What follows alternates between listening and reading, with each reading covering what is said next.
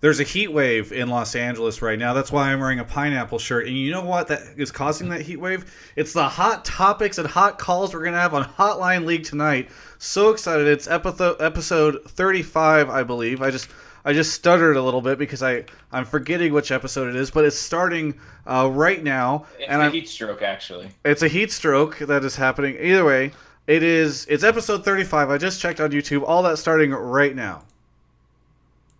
Hotline League is brought to you by Omen by HP. And we're back for the start of the show. I was really impressed until the stutter. You almost made it all the way through it though. Yeah, it was good. Just like had a lisp moment there. All right, whatever. Either way, Hotline League is here, joined by one wonderful person and one not so wonderful person. I'll let you guys decide who is who. But either way, we'll start off with one of them. That's my constant co-host to my right, I think is how it looks on the panel. Mark Zimmerman. How's it going, Mark? Mark?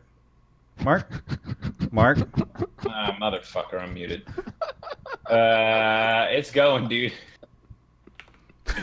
I was saying it's going great. The news about what I was alluding to came out on Friday, and another one today. Back working with offline TV again. Back with offline TV. So are they paying you this time? It was never a question of whether or not I was getting paid. So they're not. They're paying me. They do in fact pay me. Okay, good. And exposure, correct? Yeah. Amongst other forms of currency. Oh, okay. Well, don't know what Scar's been doing lately. Anyway, well, that's good. Congratulations on being back at offline TV. What was the story? Because I was at Rift Rivals when this got announced. What was the story you spun? The yard you wove?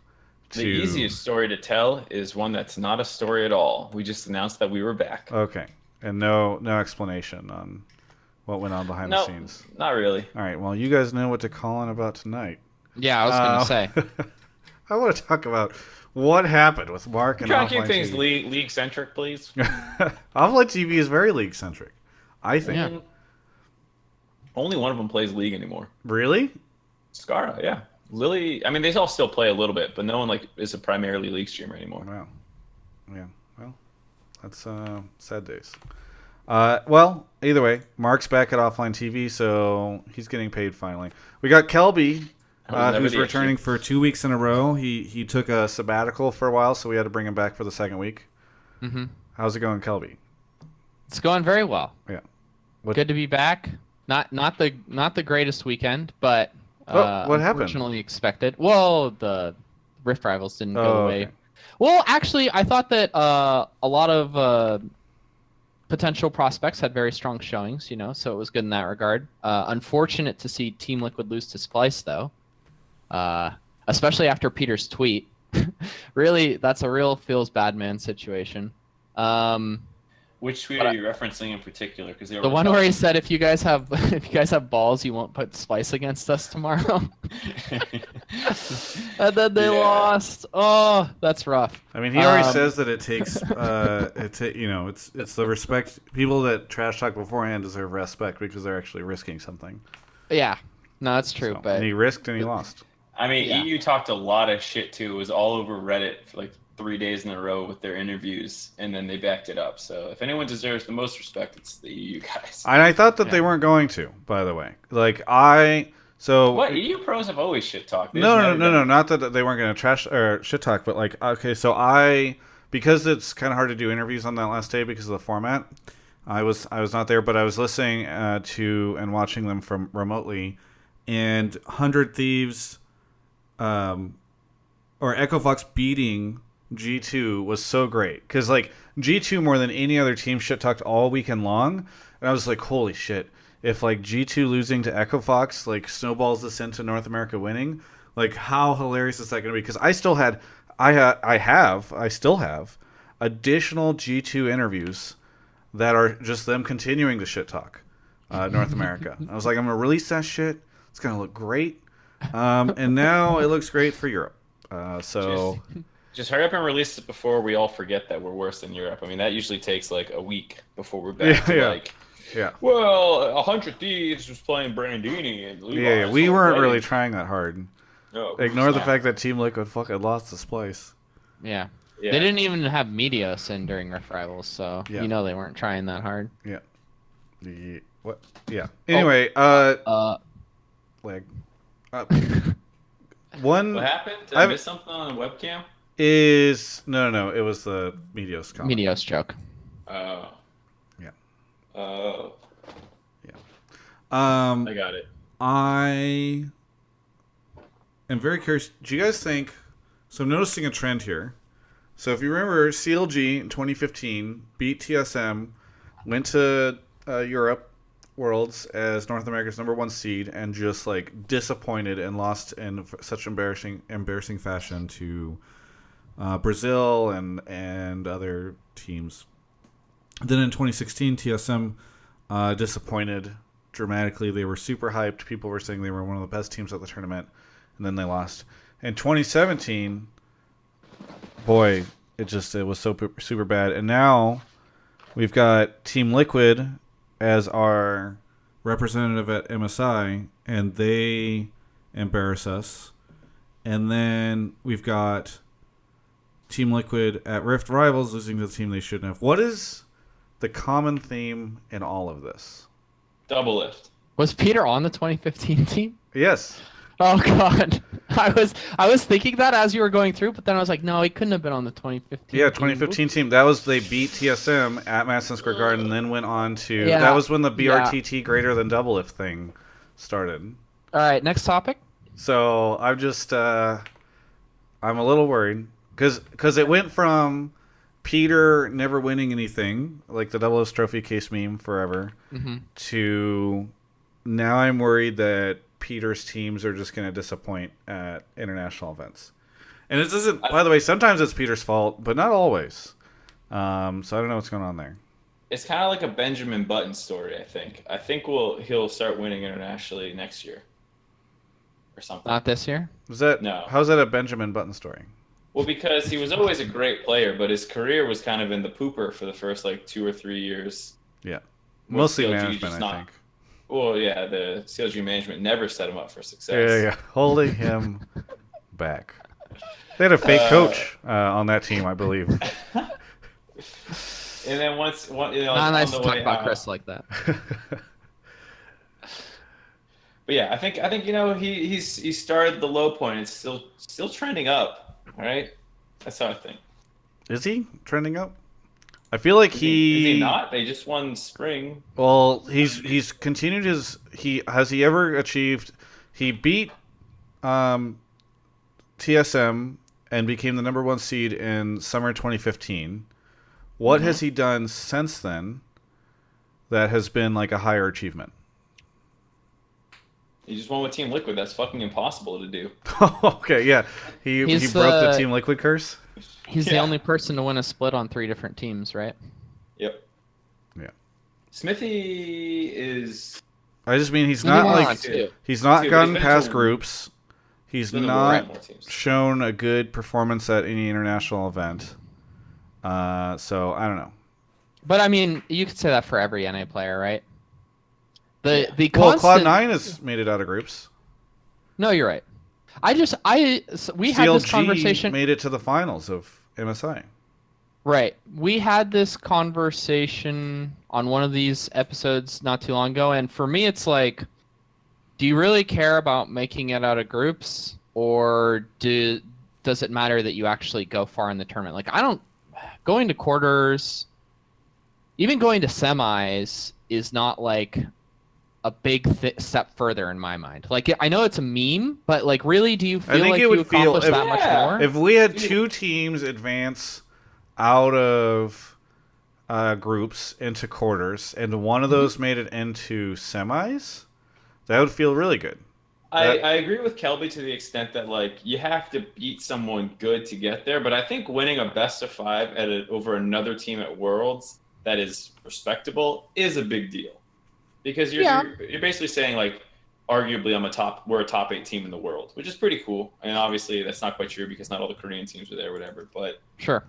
I don't. It's like H2K being A and X to me means fucking nothing. But like Fnatic and Origin getting to semis in World in 2015 was a big deal. I thought that was really cool.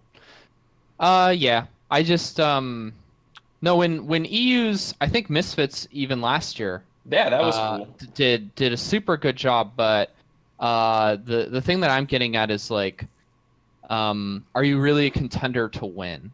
Is where I would put like stake in there being a difference between most. I don't think you need to be a contender to win, but like think about it this way: NA gets to groups because they are directly seeded in. Yeah, like that is not an accomplishment. Riot has built a system that allows 3 teams from North America to go. 2 You're not now. You're not proving that you are a good enough team. They're not finishing last in the groups every time, though, for sure. Usually they're like the bubble team out, right? Usually. And, I would say. Yeah, go ahead, Mark. I was gonna say just getting out of groups is not like a oh my fucking god NA is doing it, but it's a feels good. It's a feels good, man. And then if you can take a quarterfinal match off like a respectable Korean, Chinese, or European team, that's a pretty fucking feels good, man. Right. We just haven't done that ever. Yeah. But I'm just saying I feel like it only feels good, man, because we've done so terribly, not because it's actually like an accomplishment. Yeah. I would still say I think any team that can get out of a competitive group, at least it is a good team. They're better than most. Yeah, certainly better than what we've done. Yeah. Anyway. Better than wildcard regions. Definitively, we are not a wildcard region if we get out of groups. Let's move on. Let's open up the lines. We'll be talking about Rift Rivals. What else is there to talk about? I think we need to start giving people, some bullet points. So what there is to talk about. I mean, we can talk about what Levi looks like, what Huni looked like, what TL looked like in terms of like what that means domestically. We can talk about Europe and how much they shit on us, even though it was 4-5 in the group stage play. One thing I want to talk about is there was a strange amount, an unusual amount for an international event, of people talking about what's holding back North America from the very first day. Maybe earlier on, but every time after NA busters out, there's like a what's wrong with NA? Yeah, but normally it's like it just becomes like, oh, they're trying to copy LCK too much. But like for me, it was interesting because for the first time there were a lot of European players on G2 and Fnatic, to the extent where I'm like, they must be having these conversations talking about like the ping of the ping that these guys have to play solo queue on, the mentality in solo queue. Some of the players were suggesting that there's just like life is too good living in LA, and there are too many like fun, interesting things to do. And at one point in time, somebody was like, "Yeah, there's pretty girls. Maybe that's part of it." Like it's. I think it's an interesting conversation just because it popped up so frequently. Another thing was. I did a 30-minute long interview with Rekkles, where he literally just feels as though you should not, if you can play something that isn't a marksman in the bot lane, you should play it, right? Like he said, there's like 10 different champions that are either tanks or bruisers or mages that are like better options, and so he was the one that benched himself, saying, look, nothing I can do can provide as much value to this team as Whippo right now because none of my champions are as good as something that he could play. So I think that's an interesting conversation to have as well. Yeah. Yep, I agree. So if you want to talk about any of those things that Travis just talked about, go to the Discord link that I'm spamming in chat right now. Discord.gg/Travis. You could do that too. Once you're there, you're going to want to join Pleb Calls or Pleb Calls 2 or Sub Calls if you're a sub. One of those voice channels, and then in the hashtag pleb topics or subtopics, go ahead and post what it is that you want to talk about, and specifically also what your opinion on it is. We're always looking for people to have strong opinions. Anyways, once we find one that we like, we'll pull you into the waiting room. We'll do a quick voice check, and then we'll go from there. Yeah. Yep. And I think... I don't know. I'm just interested to see. One thing that came out of Rift Rivals as well is like I'm worried that North America's too stubborn.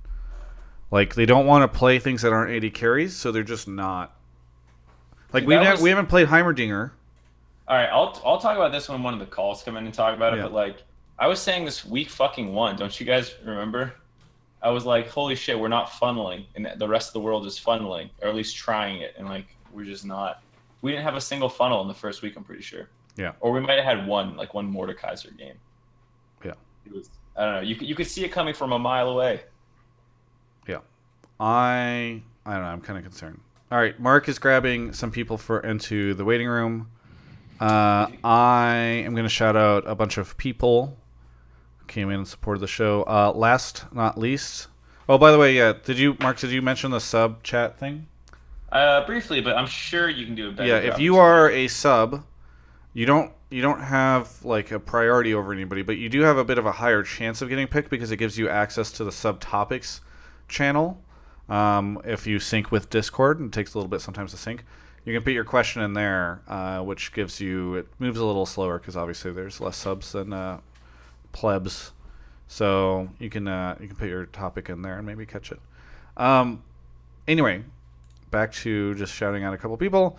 Thank you to last not least, Karoob's gifted a sub to AOJ, Putz Poo, Karoob's gifted to Travis Gafford as my hero, Little Kosh resubbed, I'm riding the Travis train, Kappa Pride. Karoob's gifted a sub to Nightbot. Karoob's gifted to O4 Pone XO. Karoob's donated $100. Damn. I said, love you, Travis. Then Karoob's gifted a sub to So Many Things. My Dog's Jinx sent 1,000 bits. Little Kosh gifted a sub to GG Lamps. Karoob's gifted to Marduk Mercis. Karoob's gifted to Tyler. Namsek resubbed for 11 months and says, I love your content, Travis. SOTL Kelby. Karoob's has gifted it to Sergeant Seuss. And Mark, if you want to go grab anybody, you're pulling so many people so quickly. Oh, he's gone. Karoob's gifted to Clark's. Little Kosh gifted to The Reincarnation of Juju. Last not least, gifted a sub to QWEXE2. Karoob's gifted a sub to Leonard Oliva. I don't know. Anyway, it's really nice to have so many. There's more people that will. I'll shout out in a minute. We got Hook on the show. How's it going, Hook? Good. It's Hauk. Hauk. Yeah, you've been on the show before and you corrected me before, but I It's forgot. okay. Yeah. Where are you calling from? I'm calling from Salt Lake City, Utah. That's right. How's Salt Lake City, Utah? It's hot. We got some rain coming in, but very little. Yeah. It's just cloudy. Yeah. Well, that happens. Yeah, What everywhere's hot. What do you want to talk about on the show today? So I just want to talk about Rift Rivals, of course. I thought LCK, LPL, LMS were a lot more interesting compared to NA/EU, and they need to update NA and EU to make it more relevant. I just think more teams, a better venue, it felt more intense, kind of, etc. So sorry, your take is that it was just disappointing? Yeah, I felt that NA/EU was a little more kind of a clown fest compared to the intensity of basically LCK versus LPL. But so it sounds like you're disappointed in like the venue. Like, is it the presentation that you're disappointed in and what Riot is doing with it, or is it the teams just disappointing? It felt like the LCK versus LPL was just a lot more, what's the word? Serious? Serious, yeah, just more serious. Yeah. And did they do an AWRF at the beginning of theirs? I didn't see. It didn't look like they did. Yeah. But I actually liked that idea of the whole entire AWRF. But that's not serious. I know, but like, let's just take 100 Thieves, for example, of how they did their team. Besides the whole entire Medios thing, they decided to bring Brandini and Levi. And to me, that just didn't seem like, oh, we're in here to actually compete with EU. They just want to give their two players some maybe international time. Right. And if you're 100, sorry, can I interrupt real quick? Yeah, go ahead. If you're 100T, would you have done things differently? I probably would have. I probably would have treated this a little more seriously. Or I wish things were taken more seriously with this EU versus NA. Why would you have taken things more seriously if you were 100T? Because you're a new organization and you want to show that this is your first showing at an international stage, and you don't want to go. I think they only won like 1-2 games, and to me that's not impressive. Like, you already had this fiasco of Meteos. Now you're showing your fans, hey, we can't really take an international competition as seriously. Well, what would you? I mean, without going as far back as undoing the Meteos trade, because in terms of timing, the Meteos trade was at the right time because you don't have to go and play in the LCS. So at least you have a little bit more downtime to try and integrate it. But what would you have done? Because they were forced to submit their roster before the trade happened, so they could not end up doing Onda someday, because the only jungler that they would have had on their roster was Levi. So they could have benched Keen, or they could have benched Ryu and put Linsanity in, but I don't think that's any better. Yeah, I get that part. I'm trying not to bleed into the Meteos conversation, but because Meteos revealed that video. Yeah, I mean, we're talking about 100T, so it's fine. Yeah, so he said that they came up to him and said Levi and Brandini were going to be into the Rift Rivals, and that kind of sparked up the whole entire him looking for a new team. Mm-hmm. And I think they should have not even done that. I think they should have said, Meteos, someday you're going to Rift Rivals. That's that. Yeah.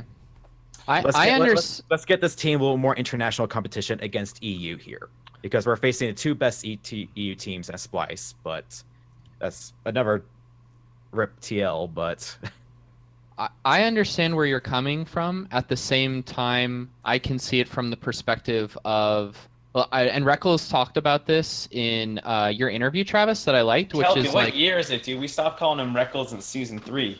Rekkles? Season 4. Yeah, Rekkles? Rekkles. Sorry.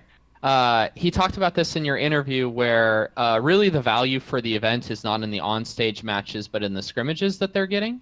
So, like, if you're 100T and you don't have anything to gain from a Rift Rivals performance that is, like, good for your region or good for your team, and they want to take the extra time to try this lineup, then because they think it will bear more fruit in potentially their results for the rest of the summer split, then that's a really safe environment to practice against, really good competition, better competition than what you would get locally. But didn't they say that they're going to go with Onda next week, even before Rift Rivals started? Well, then why are they doing it then? And that's why I'm like even more confused about this whole entire thing. Like, Mark, you were saying something about the submission deadlines, right? Right. So you have to submit a roster, and then they submit it, and you can only bring one sub additionally. So you submit the Levi Brandini one, and then you can't put.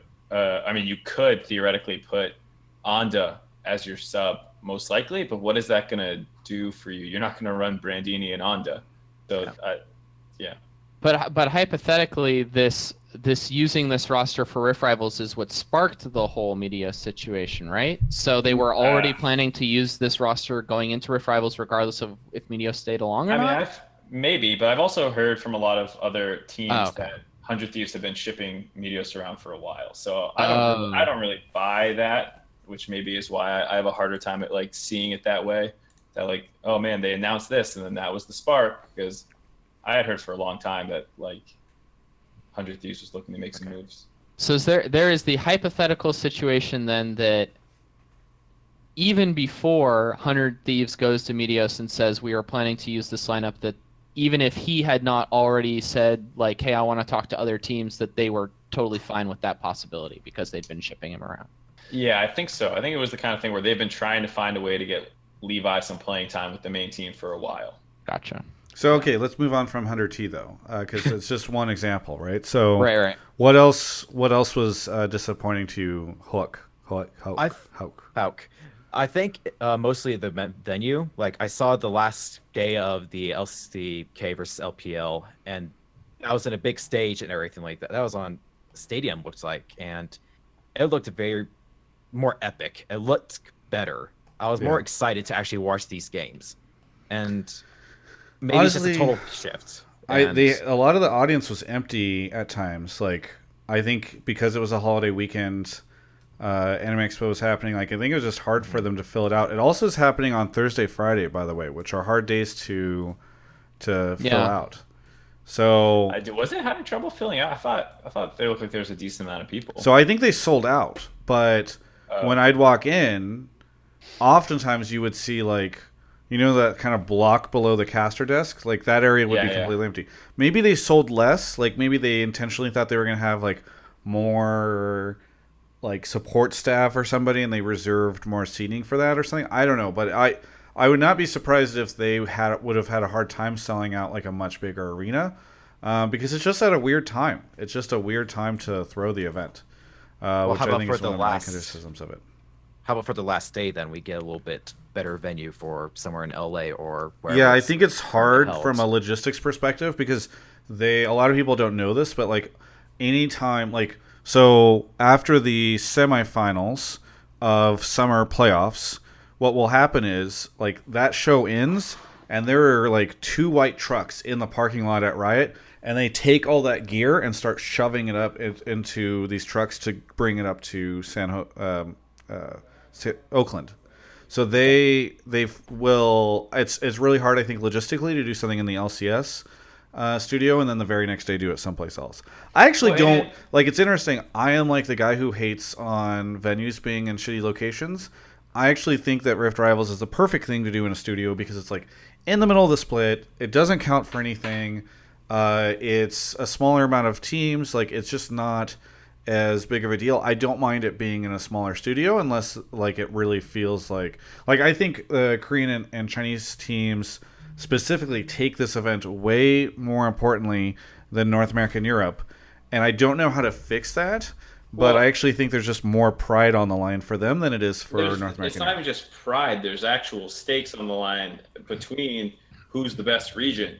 Like we can't pretend that that's what we're fighting. We're fighting the best in the West. They're fighting over legitimately who's the best region. So like China and Korea take it super fucking seriously for that reason. Plus Chinese fans, there's a lot more of them and they're a lot crazier. So like of course their stadium can be bigger. Like there's just a bigger demand for that event. Yeah. And I think like that's part of the reason it has that feeling of seriousness and gravity to it is because one, there is more on the line by these guys consistently having the best 2 international results, and especially recently with China getting the best of LCK recently, that really is like something that they're fighting over. And even then you could argue like, well, SKT shouldn't be there, just like Splice shouldn't be there. SKT is like what, the 7th best Korean team or something right now? Yeah, they're pretty low right now. Yeah. So I think it suffers from some of the same problems as our version. It's just that China and Korea being who they are is what makes up for it. Yeah, well, can I pose another solution then? Sure. What about more teams? Yeah, Well, this will probably slow out or wind out the conversation. But so you want to have more teams? Yeah, is that a good fix? Maybe like I don't really think be having more extreme. teams is going to fix it. It just means that you have to do a 4th day. I don't think you can have more teams and keep it 3 days. And I think if you make it anything longer than 3 days, it's really a challenge for these teams, especially the ones that are traveling. That's true. I wouldn't mind, and it wouldn't have helped with us, though. It would help with Europe and LCK. I wouldn't mind just doing the finalists and then the highest rated team in summer, who is not one of those 2. So you don't get the SKTs and the Splices and people who had a good playoff run, but they're actually not that great or something like that. Like I think that would make me a lot happier because like I would have loved to have seen Misfits there. I would love to have just like been absolutely dominated and not have, what was it, 4 of our 6 wins that we got at the event come from Splice or whatever it was. Maybe it was 3 of our 5. Yeah. So like, I wouldn't mind that. Yeah. I was going to say how we do like. It's like really extreme, just all playoff teams from each region, 6 teams. Is that too much, or am I going too crazy with that idea? I think that's way too much. The cost is too much. Yeah, well, one like scheduling it and planning all that's difficult to fit into a week and not needing 2 weeks to do it, as well as like the actual logistical burden of 6 teams coming over and stuff. Yeah, here I'll wind out the conversation by saying this, and I'm probably going to do a separate video about it, so I won't spend too much time on it. I think Rift Rivals is the perfect event to replace All-Stars. I think All-Stars has been trying to find an identity for years, and it's been really difficult for Riot to figure that out. I think it's time for them to just give up on All-Stars, and I think all the problems with Rift Rivals, you gain... What isn't fun, I think, by the way, is watching Korea win Worlds, and then like watching Korea win All-Stars like a month later. I don't think that the like Team Fire, Team Ice thing was ever really good. I think Rift Rivals has a lot of problems. They tend to be around scheduling, breaking the summer split out for that type of thing. Like it's just a difficult time to do this event, and I think that you solve a lot of that. And by the way, you could make it 6 teams, you could make it 5 teams, you could make it more teams because you could just do it in the middle of December, and it's way easier. And the logistics are way easier because you can still just make it NA versus EU. I think All Stars is an event that needs to be put out of its misery. I doubt that it's going to be better this year. I bet you it'll just be... At the end of last year, I was like, why are they still doing All-Stars? I bet you it's not going to fix for this year, and I think putting Rift Rivals there instead would be way better. Yeah, So. I totally agree with that. That actually just piques up my interest of having that event during December. That just sounds much better compared to having All-Stars. Yep. Hey, thank you so much, Huck, for the call. Thank you. Hauk. All right. Mark is grabbing the next person. Some more shout outs, by the way. Okay, we're good. Thank you so much to Skiller V2, Aero Tempest, certainly not Colby, Brandonian, and Schleppard for resubbing. He says it's 5 months and Kelby's the guest. How disappointing. All right, Matthias is on the show. Matthias, where are you calling from? Hi, I'm calling from Guatemala. Guatemala. Are you in a game of League of Legends right now? No, but my mom is downloading something. Sorry. Oh, no, it's okay. It just says that your Discord seems to think you're in an hour and 2 minute long game. The client is just open. Is Zoe. You're what? The client. The client is open? Okay, Discord hasn't caught up to the fact that the game is over. Travis, Like, this thing where you try and like read what people are doing always backfires. Matthias, what do you want to talk about on the show today? Yeah, I just want to say that I really enjoyed Rift Rivals as a fanatic and you fanboy. I was really happy with the end results. I'm shocked. But I also thought it was a very fun tournament. All the games were fun. There were some cool moments like Splice beating Team Liquid, but also seeing like G2 in the first game like use funnel and get literally crushed by EchoFox was very fun because they have been very good at EOCS and like no one seems to be able to beat them when they play funnel. So seeing them lose with that strategy was very fun. And I think that it's a better, like I agree with you. I think it's a better tournament than All Stars. It was, I enjoy it more, even though I do like seeing Asian players and Western players interact. I wouldn't mind seeing that tournament be replaced. Yeah. Okay. So was that Ari's your topic and I just predicted it? Yeah. Oops. Okay. Well, what I will say on his point though is that seeing like that crossover between Bjergsen and Faker where they played like the 2 keyboard thing was really cool.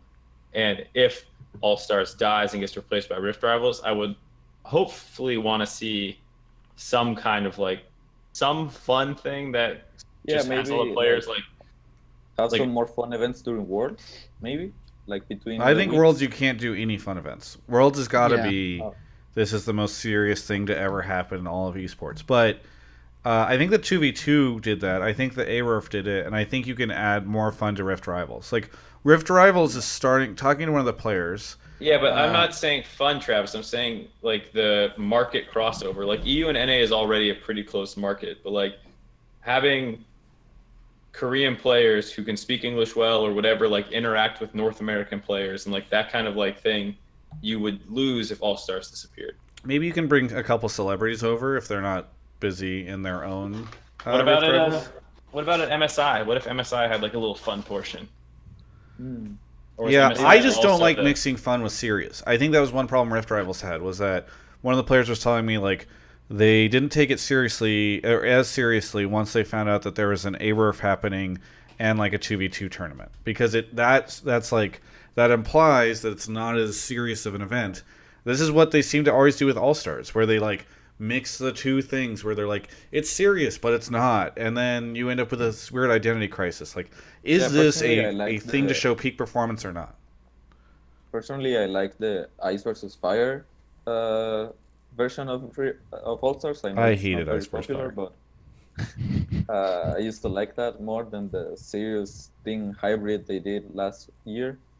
Also, something to add up to my original point. I like last year EU got crushed by NA, and then the region as a whole became way better because they learned how to play around mid, and they use the knowledge they gained in Rift Rivals to perform better at Worlds. And I hope NA does the same thing this year. Hey, Like, I agree with that. I hope that this is like a wake up call for North America because, and we kind of hinted at this earlier, Mark, like the fact that there were a lot of picks and a lot of strategies that NA has seen Europe doing and has just either been too lazy or too skeptical of or whatever to do is really disappointing. Like there was a moment where I don't know if I got this on camera or not, but I was getting dinner with Rekkles and Perks and Peter, and I recorded a bunch of it. And there was a moment where Peter and Perks were both talking about how in the G2 Team Liquid game they both thought they had won draft,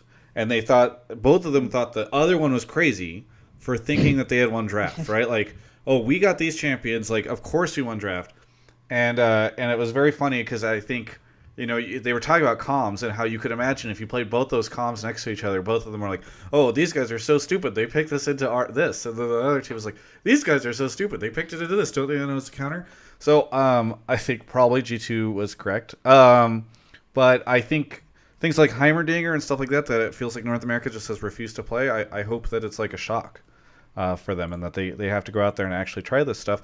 And by the way, if Team Liquid, Echo Fox, and 100 Thieves like are forced to learn this stuff by Trial and Fire, I hope that they bring it via scrims and elsewhere to the other North American teams.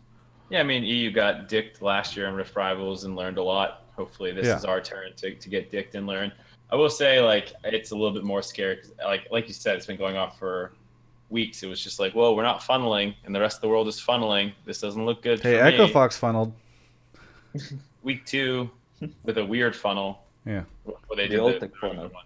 Didn't they funnel week 3 as well? Yeah, but I'm saying, like, it took us forever to catch on. Like, we didn't run a funnel, and we ran, like, 2 substandard bot lanes week 1, or non-standard bot lanes, It was just like horrible adaptation on our side, and you could see it coming. And it makes it really hard in draft because everyone's like, well, why don't they just ban Heimer and Aatrox? And it's like, well, because then you're leaving Zoe and Nocturne up, like the things that everyone knows is broken on this patch. Like Nocturne has like a 80-70% win rate, some crazy bullshit. And it's like you really you're just fucked on red side in that draft because you have to ban all the broken stuff because you don't play any of it. Yeah. So I don't know. Yeah, I was worried because I'm worried a little bit for North America, and I think Peter's like a great example of this. Like Rekkles is convinced that Peter can get away with playing these ADCs all the time in North America because he just doesn't have real competition. And if that's the case, we have Rekkles callers coming, and we're tangenting. Okay. Sorry. We needed to go on a tangent with this call just because we talked about the All-Star thing a little bit already. But I don't know, Kelby, what are your thoughts on the All-Star Rift Rival swap? The only concern that I have about it is that in the time window, it might be difficult to get all those teams together and playing, and I don't know what the quality of matches are like because hypothetically, right, this is probably right in the time period where all these new teams are they haven't even played scrims together. If they've just made roster changes, except for, I don't know, the teams who got first last split or whatever. So it could be interesting in that regard that it's like a new showing of all these rosters. If you can get the teams on board for timing, it's good. It also kind of just cuts the off season even shorter potentially, right? Yeah. But otherwise, yeah, I agree. And I think what you would do is just elect 3 captains. Maybe fans vote for them. I don't know, and then they just draft the players. And it's just like, fun. Oh, okay. So it's not it's a different version of. It's not like Rift Rivals in All Stars. It's like a different version of Rift Rivals. Yeah. Okay. Yeah. I think having the real teams play is pretty important if you're trying to make it a event people want to watch for competitive reasons. I mean, people love watching the teams. Like a Doublelift Aphromu reunion or a Doublelift Biofrost reunion. Yeah. I'm not saying people don't like that stuff, but they also really like being able to say, our EU teams beat your NA teams, not like your hypothetical. I mean, it solves your splice problem, though, Mark, where... That's true. Well, does it? because people will probably just fuck up their like. I don't think drafted there's the- a way to have the best teams play Yeah. at I Rift agree. Rivals. Yeah, and Because- it's an off season, so it's not like much bragging rights. I feel like Yeah. this is the middle. Well, of the the nice summer thing split. is that this, honestly, like from an NA and EU perspective, neither of us are going to win Worlds anytime soon. Right. And so this is like the savory dessert, you know? Like this Yeah, is the that's consolation for prize, right? Like, oh, you're shit at Worlds, but look, our region's better, or so, you know, like it's a Well- fun, it's a good way to end the year, because we're definitely not ending it on a good note with Worlds. It's a third place match or like a fourth or fifth place match, region wise. Yeah. I don't think it should be happening in the middle of summer split. Yeah. And I don't that's think tough. that there is a better time for it to happen. Like, you can't do it before Worlds. You can't do it before the start of the split. You can't do it, like, after MSI or during MSI. Like, it just, like, I think off-season is the best way. And I'm just ready to put All-Stars out of its misery. Yeah, I mean, it's just hard to give a good reason for the fourth and fifth best regions to play, or third and fourth, or whatever you want to put us as. That's the real issue. It's hard to find a compelling reason and time for us to play that doesn't get in the way of serious competitions. Yeah. Yeah. Hey, thank you so much for your call. Really no worries. appreciate it, Thank you for Matthias. having me. All the way from Guatemala. Yeah. Have a good one. You boy. Oh, shout out to the CLG Discord. Those guys are cool. Shout out to CLG Discord. Very good. Thanks, man. All right. Really quick, want to do a quick little shout out conversation about our sponsor for the show, Omen by HP. You guys may have heard of them. They do a lot of cool stuff. This is an Omen by HP desktop that is behind me. We're broadcasting this off an Omen by HP computer. I'm looking at a monitor, Omen by HP monitor. Like, it's just, they power a lot of the stuff that we do. They power this show. They also support a lot of the other folks in esports. Everything outside of League of Legends, you got things like Overwatch League. They've done PUBG events. They did a Fortnite, or they have assisted with a Fortnite event during E3. And it's just kind of cool to see the support that they've given the esports community over the years. And by the way, they help out a lot with this show. And it's really great to see the support that they give. I think we're getting close enough. I have a meeting tomorrow to tease to figure out what the promotion strategy is. But coming out with a video, should be in July. Pretty cool video that I did with them and Biofrost. So I'm really excited for that. I think they spent a lot of time trying to figure out how to create something cool. I should be able to give you guys more information in the future, but I do want to tease you guys about that and get pretty hype about it because I think it's going to be really neat. It's one of the cooler things that I've worked on. So hopefully next week I should be able to give you some more information, but it's really cool. Either way, I do love it. You guys have been shouting out Omen by HP on the show. You've been tweeting at them. If you're watching the VOD on YouTube, there's a link in the description. You can go follow them on Twitter. I will put their Twitter in the chat right now so that you guys can go check them out.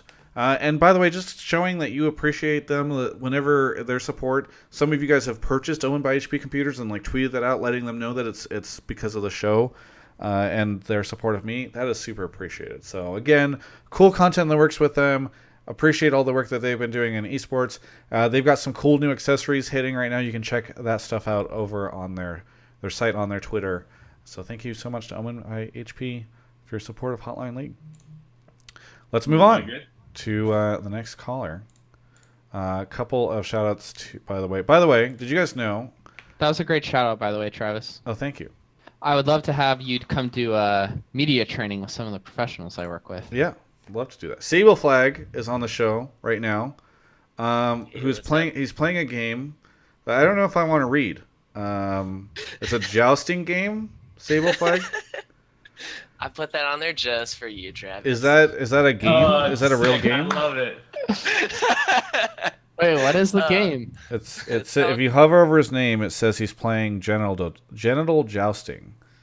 It has Oh, been for 12 nice. minutes. It's Yeah. actually one of the greatest stories in video games, or so I'm told. I just love that. Like, I was complaining about Travis doing this gag, and you just took it up to the next level. I respect the hell out of it. I got you, Mark.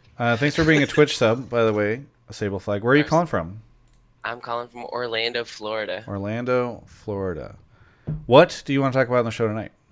I just wanted to bring up the state of the meta. Obviously, crit 80 carries are not really, featured highly, and they're pretty much just they can't do anything early enough in the game to be relevant. And we have things like Heimerdinger and all these other roles that do a lot more, like utility wise. Like you have Zoe with her like insane long range like CC, and then you've got Heimerdinger just can perma push a lane Sure. for free pretty much. So you got these other options. And so crit 80 carries don't really bring anything to the table anymore because of the way itemization works. So you get like situations where, like, say a Heimerdinger just one-shots a traditional 80 carry that's ahead in lane. Sure, so they're not viable. But is that your main point, is that you don't like it? Basically, that honestly has always been one of my favorite things about watching the game, is watching 80 carries, and I think that it'd be great if this meta could just include them. I really enjoy seeing like the non-standard stuff in lanes, in the bot lane, but I seeing like the traditional like crit 80 carries completely not in the picture, just it really brings League down for me. Sure. Okay, so you would like to see 80 carries come back. Mark, how non-viable are crit 80 carries right now? They are not very viable for competitive play. You can pretty much play them in solo queue because most people aren't playing other shit. It's like, I don't think most people are laning against crazy shit in solo queue right now. I mean, the rates of this stuff is going up, obviously, but like for the most part, you can play them. They're just not very good. But I mean, you still have marksman being played. Like you have AP Kaisa, you have Ezreal, you have Varus, which a lot of people think is actually decent now after the latest rounds of buffs. You have some Xayah Rakan being played and stuff. Like they still see play. Sometimes it's through funneling, sometimes it's not. But yeah, I understand that crit marksmen currently are not very good. Is it okay, and Kelby, I'll loop you in on this too. Is it okay if crit marksmen just aren't viable? Because we see this all the time in other lanes, right? There's times where like assassins are a great example of that. Like everyone loves assassins, but historically, like the times where assassins have been viable in the meta, usually in very small windows of time, and then they like get rid of them or whatever, because I think it's just a struggle for them to figure out how to balance them or make them viable. But is it okay to just have crit ADCs out and then like rotate them back in like it's a wheel of options? I don't know. Well, I think. Sorry, go ahead. Kelby, sorry. Kelby. So this was another thing I was going to ask about. I had planned to ask about on the show and watching your interview.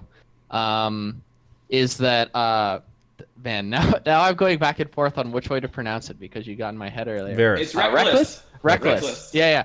Rekkles was talking about like how he anticipated that they would change the balance so that they would like come back in and Riot would fix it or whatever. But it seems that like there's either unclear communication from Riot or poor misunderstanding on Fnatic's part about what like was intended to be happening here. So I was looking for some clarity for you guys. Is this like an intentional meta shift that Riot made away from this? Okay, so they're very clearly like saying like we don't want crit 80 carries to really be a part of. They don't want that. This is. They want everything to be viable. They want everything to be viable. Okay, they're just not accomplishing it yet at the professional level that we've seen, because the current consensus is that crit 80s obviously are not like the thing. Yeah, they're not the thing. And obviously, anytime like you're trying to break open like this mold, like it's not gonna be perfect right away. Yeah. So I think it's been like relatively within like the realm of acceptability. It's still not quite there yet, but if you looked at all of Riot's messaging publicly, like as these changes started coming up, there were a couple times that they said like, we want to make it so that marksmen are not a default in the bot lane. Not that they're not viable, not that you can't pick crit, but that like you don't have to have a marksman every single game. And they have basically said that. So like if if Rekkles was hoping that they would just fix it, then like he or his coaching staff was probably not paying enough attention to not just the actual changes, but like riot on the message boards. Yeah, I mean, like I really appreciate what they're going for, because I think that's the ideal state of the game, right? For a competitive balance, is that any champion, any role, or not any role, but any champion is like viable through some role in the game. It's unattainable balance. Like no game has accomplished that, or probably can ever seek to accomplish that. But I appreciate that they want there to be other things than just like very standard, crit ADCs in the bot lane. However, for like competitive right now, essentially every team currently employs one of these people who is specifically designed just to play this role, and is in the Rekkles situation where like, oh shit, this is a hard pivot, and some people are doing a better job with it than others. I noticed that Uzi was playing like Aatrox, but he also played Lissandra, in the finals. So like, I don't know, but yeah, if it doesn't get figured out, that's something that's been a part of the game for such a long time.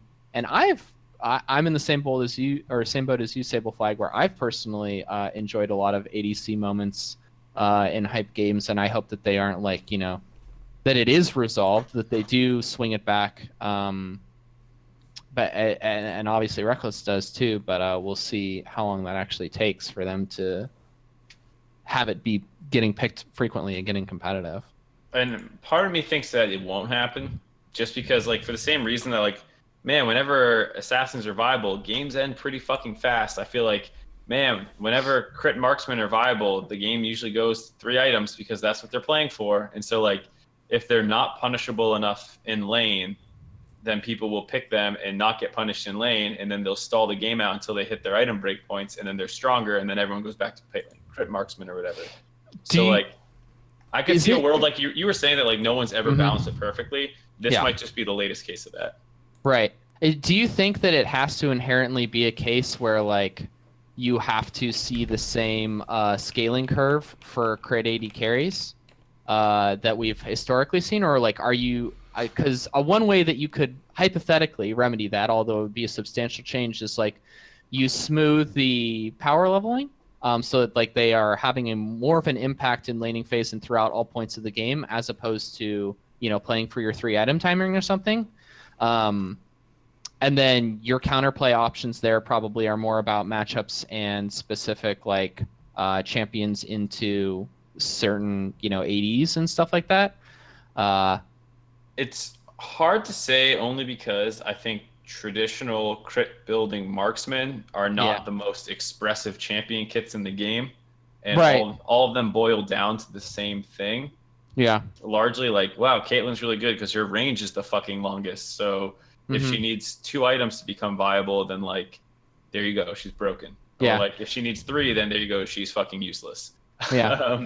But at the same point, like that's because like her ability scaling like is just like completely worthless in contrast later in the game, right? Like if Q actually did damage, if Net actually did something, if her ult actually did something, maybe that changes. This is like completely, I'm way out of my depth of field right now as far as like balancing and stuff, but I'm trying to think of potential ideas there. Like if you add AD scaling to her, like more AD scaling to her stuff, I don't know. I think it's possible, just because we've seen in the past like them kind of do large class reworks in a sense, where they're like, we're gonna rework how assassins work, and all of them got fucking like slow passives that build up to a big burst of damage. We're gonna change how supports work, and then all supports got gold scaling and utility, where like they sped up more, the slow was longer or something.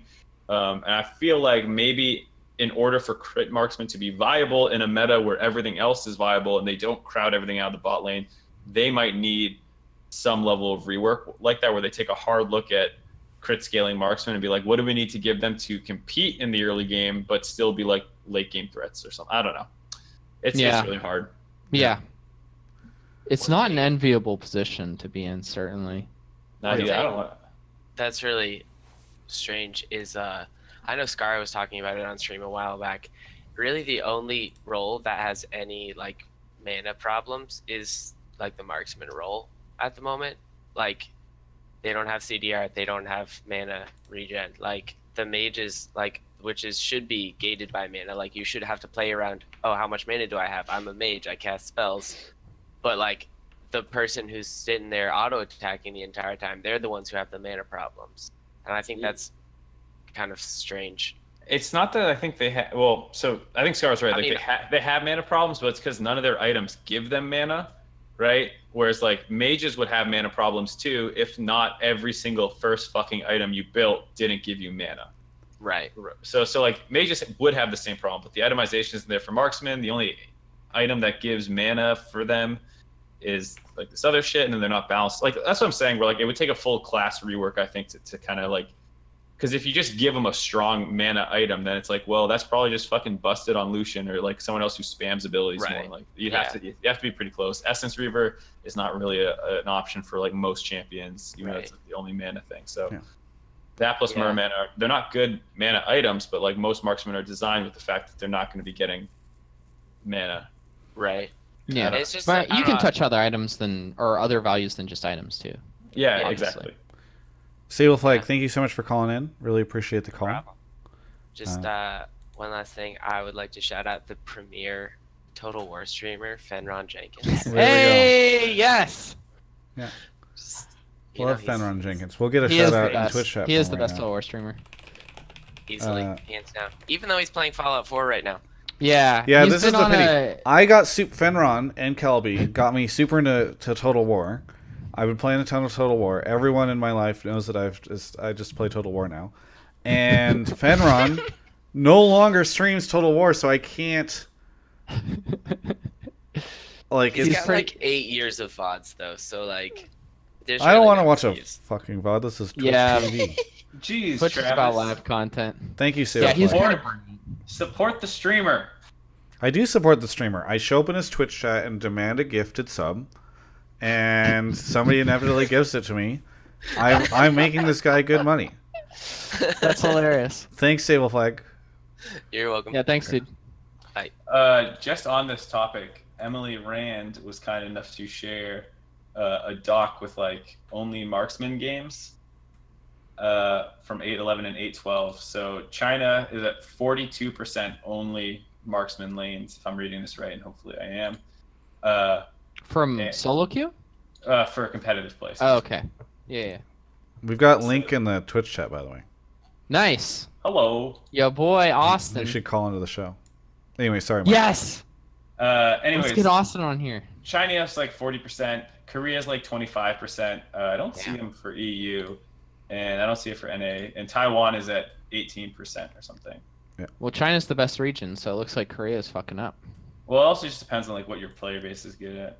Anyways, we'll probably touch on that. I think I have someone in here where the Rekkles like is getting fucked by the meta point. Yeah. I think. Cool. Well, You're really right. quickly, I want to say I'm about to read off some subs. By the way, if you are watching this right now, just do me a favor. Hover your cursor over my stream. There's a very good chance that if you have an Amazon Prime sub, it'll show you now. I installed an add-on that just shows you when your Twitch Prime sub is up if you hover over my stream, and it's an extension or whatever. You should be able to see it. If you see it, just press that button and send it over to me. All right. Couple of people while we get the next caller. We got Flaxen, who reset for 2 months, and Peggy, Rayma39, Cloud Alice, Tom Helios, Anime Girls for Christmas, Hungry Lazy Panda, Volt Control Defeat on the show, and the Blowfish is And here. the Blowfish. And the Blowfish is here. Where's Hootie? Where are you calling from? And the Blowfish, I'm calling from Philadelphia, Pennsylvania. Philadelphia, Pennsylvania. So smooth with your answer. You got Mark over here squealing, and then we got you just. I'm here from Philadelphia, Well, Pennsylvania. you gotta keep it calm sometimes. Yeah, thank you. In this crazy meta, you gotta keep it calm. Cool. What do Travis. what do you want to talk about right now? I mean, we've kind of been touching on it all night here. The meta is kind of a mess, and it's having some real world consequences. You, Travis, sat down, did a nice interview the other day with Rekkles, saw the vid, real good stuff. But essentially, like, you can tell in that interview, he's like actually worried about his job. Yeah, you Riot know, took his as a job result from of him. this. overnight, he's like not as valuable. And you could easily say at MSI, one of the best performing Western players. Am I out of pocket by saying that? Historically, absolutely not. That's a very true statement. So, and you mentioned it something. I don't know if it was Rekkles that said it, where it's like Doublelift can only effectively play this ADC meta just because he's just naturally a better player. Yeah, Rekkles. That was Yeah. Reckless's thesis. That, I mean, I wholly believe that. That seems 100% true to me. I mean, not gonna lie, Cloud9 playing Keith, bench and sneaky, kind of like what kind of ADC is really gonna pop up? I mean, how does Doublelift stay relevant even, if they continue on this trend? So sorry, I have your major statement is just concern about sort of what this means for ADCs. I mean, especially if like some of these players are like signed into multi-year contracts, and if I can't remember, I think it was on the dive. They're talking about like bruiser kill lanes bottom of like J4 Pantheon. Like, you're not gonna get Doublelift playing J4 Pantheon. Doublelift Ole playing J4 Pantheon. I mean, maybe they should. Yo, I mean, Doublelift's maybe J4 they should, is but great. like, as far as like, maybe Doublelift can do it, but is Keith gonna do it? Is Altec gonna do it? I mean, who maybe they else? should. It sounds like you got just a don't have clean faith in the Vladimir. North American ADCs. You're like, these guys are going to start playing something new and original? I mean, I don't see that happening at all. So we look for replacements in scouting rounds, notable scouting ground potentials from the ladder. Anyone got some good suggestions? Yeah, it's an interesting conversation. So as an aside, really quickly, I think it's interesting. And by the way, Blowfish, you're blowing into your mic a little bit. So if you could, it works. I mean, it fits really well with your theme, but Name. if we could just clean it up. I think it's interesting, Mark, because I remember we were basically scoffing at this, right? Like the meta hit, a bunch of Reddit threads went up there like ADCs are no longer viable, and a lot of the ADC players and marksman players started to freak out. And then we were kind of mocking it, right? It's like, okay, well, actually, I'm there's still a ton mocking it. but I mean, we got Rekkles and Peter, who seems to have been converted over to the idea that like ADCs are inherently worse than other options, right? Like playing a marksman is a worse decision at all times than a different option at the competitive level. Yeah, and I say that's bullshit. If that's what your team's better at, like. But it's not what it's not. So you think like the 42% only standard bot lanes or the 40% hybrid lanes in Korea or China are just wrong? By the way, I'm not saying I feel this way. I never make any bold statements like that. I'm just saying that the players think this, and that it's starting to feel like it might be kind of true. No, not at all. I'm not being convinced anymore. So who are still viable ADCs? Wait, Ezreal, Kai'Sa, Lucian, Varus. And like, yeah, you can't get fucking comboed by Veigar at 6. If that was a Zed at 6 sitting in the brush. Do you intentionally mispronounce all the champion names? Anyway, yes. Heimer, Veigar, whatever. Any level 6 burst mage that bursts you and kills you, that's always how League has worked. That's not a new thing. He was alone 1v1 and got like 100 to 0. I don't know. I didn't look at that and go like, oh fuck, marksmen are dead. I'm like, man, Heimer's really fucking strong. It wasn't like, I mean, that happens sometimes in those bruiser bot lanes and mage bot lanes. I don't know. They're still being played all around the world to find success. So you think Rekkles is wrong? I think Fnatic's a unique situation where Whippo's really good and it works better for them. And by the way, Rekkles has a shit champion pool that was getting exploited at MSI already. Damn. He couldn't play Ezreal. He couldn't play Kai'Sa. What's strong in the meta right now? Damn. So like, I don't know. I'm not that. Like, I agree. It sucks that he like got devalued overnight. But like, what do you want me to say? He was not strong in the meta to begin with, and then other things got buffed. Yeah. And you think there are other, and that Peter's wrong too, because Peter is starting to get swayed by the Rekkles argument as well. No, I'm not saying that. Like, I think what it is right now is what's best for your play style will be what's best for your team, and like what's best for Fnatic's play style, because Rekkles doesn't have a strong champion pool, is absolutely to put Whippo down there and then play the bruiser mage focused bot lanes and swap between him and Soaz. I think that's much more effective for them. I don't think that's better for Team Liquid. I don't think that you want to sub in Viper. I don't think you want Doublelift learning Vladimir. I think you want but does that put Team Liquid at an inherent disadvantage against a team like Fnatic? No, I think Team Liquid's worse than G2, Misfits, and Fnatic, and they lost. And they can't even fucking beat Splice. And you think that's because of skill, not because of champion viability? I think that was more because of would you here? Let me put it this way: if you were running a team, would you rather have Whippo available for you for bot lane or Doublelift? Doublelift. Okay. In this Depends meta. on the whole team, though. Yeah. In this meta. Okay. Yeah. Okay. I would want Caps as well. Can I get Caps? No. Can I get Soaz as well? No. Oh, so it's almost like maybe Fnatic's a better team and it's not that one position. No, I just like telling you no. Maybe Hylissang looked like a fucking god this tournament on Pyke and things like that, which we don't really play. Or maybe we don't play Aatrox and we got dicked by Aatrox. Isn't this bad? Why can we not play Aatrox? What does that have to do with Marksman? I don't know. I'm saying it's bad that we don't play Mark these is champions. Mark is lighting up the floor right now. I'm loving this. All right, listen. Here's what I'll do, Mark. This makes a lot of sense to me. Mark, you keep going. I will go write an essay and I will get it back to you. All I'm saying is, I like that reference. You can play Marksman, and if your team has a better strat available, don't play Marksman. But if you don't have a better strat available, Marksmen are still fine. Ruler is on record being like, I don't know why the fuck people are complaining.